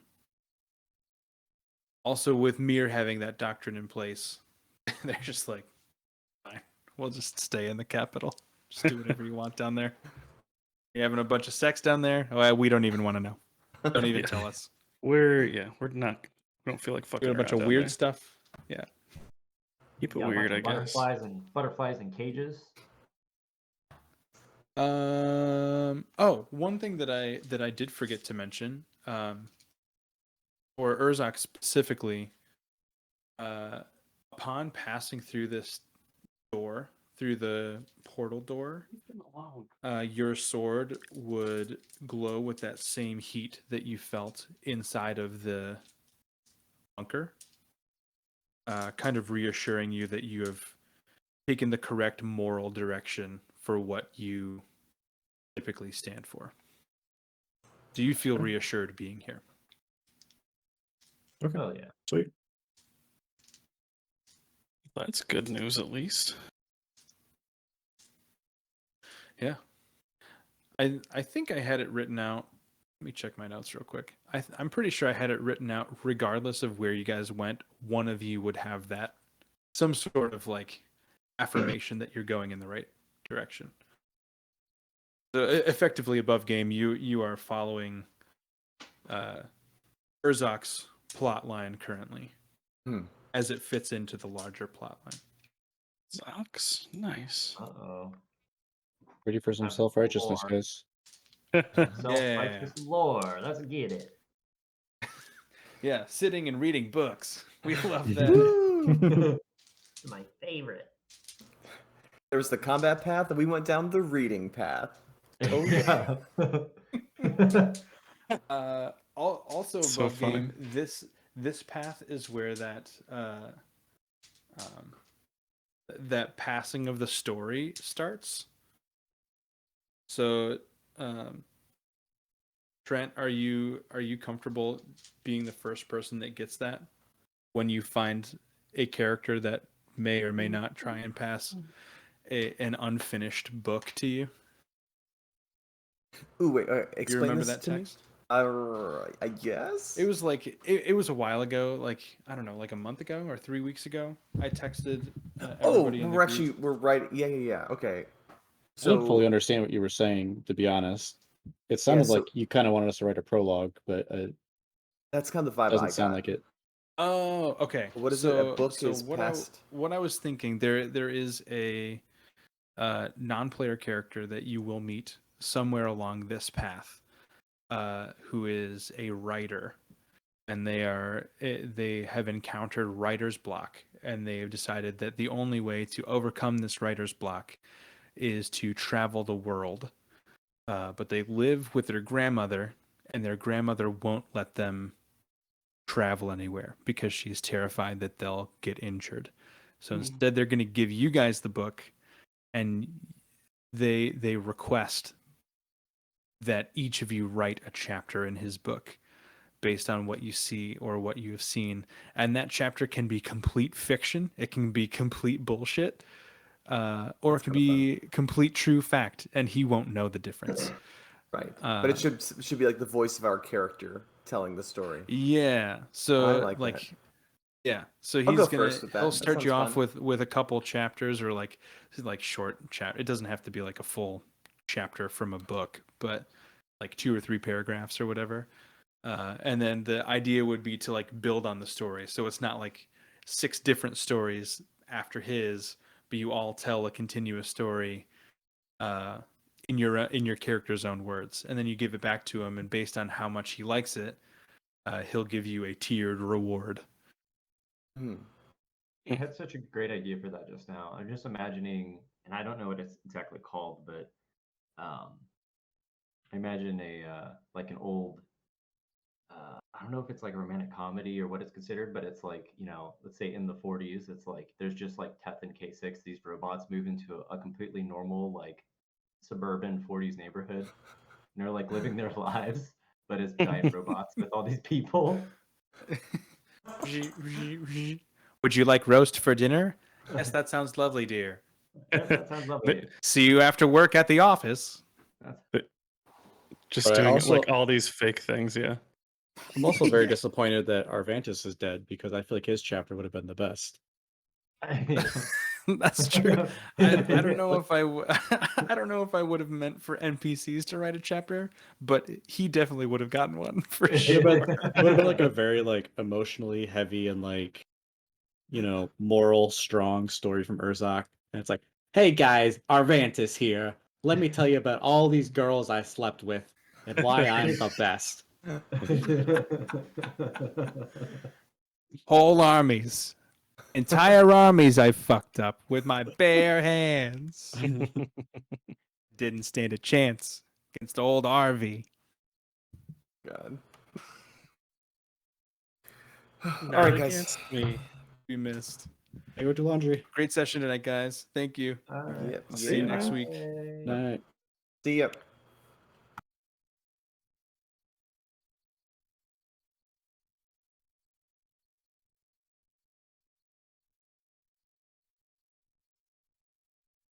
You're still watching, it's over. You can leave now.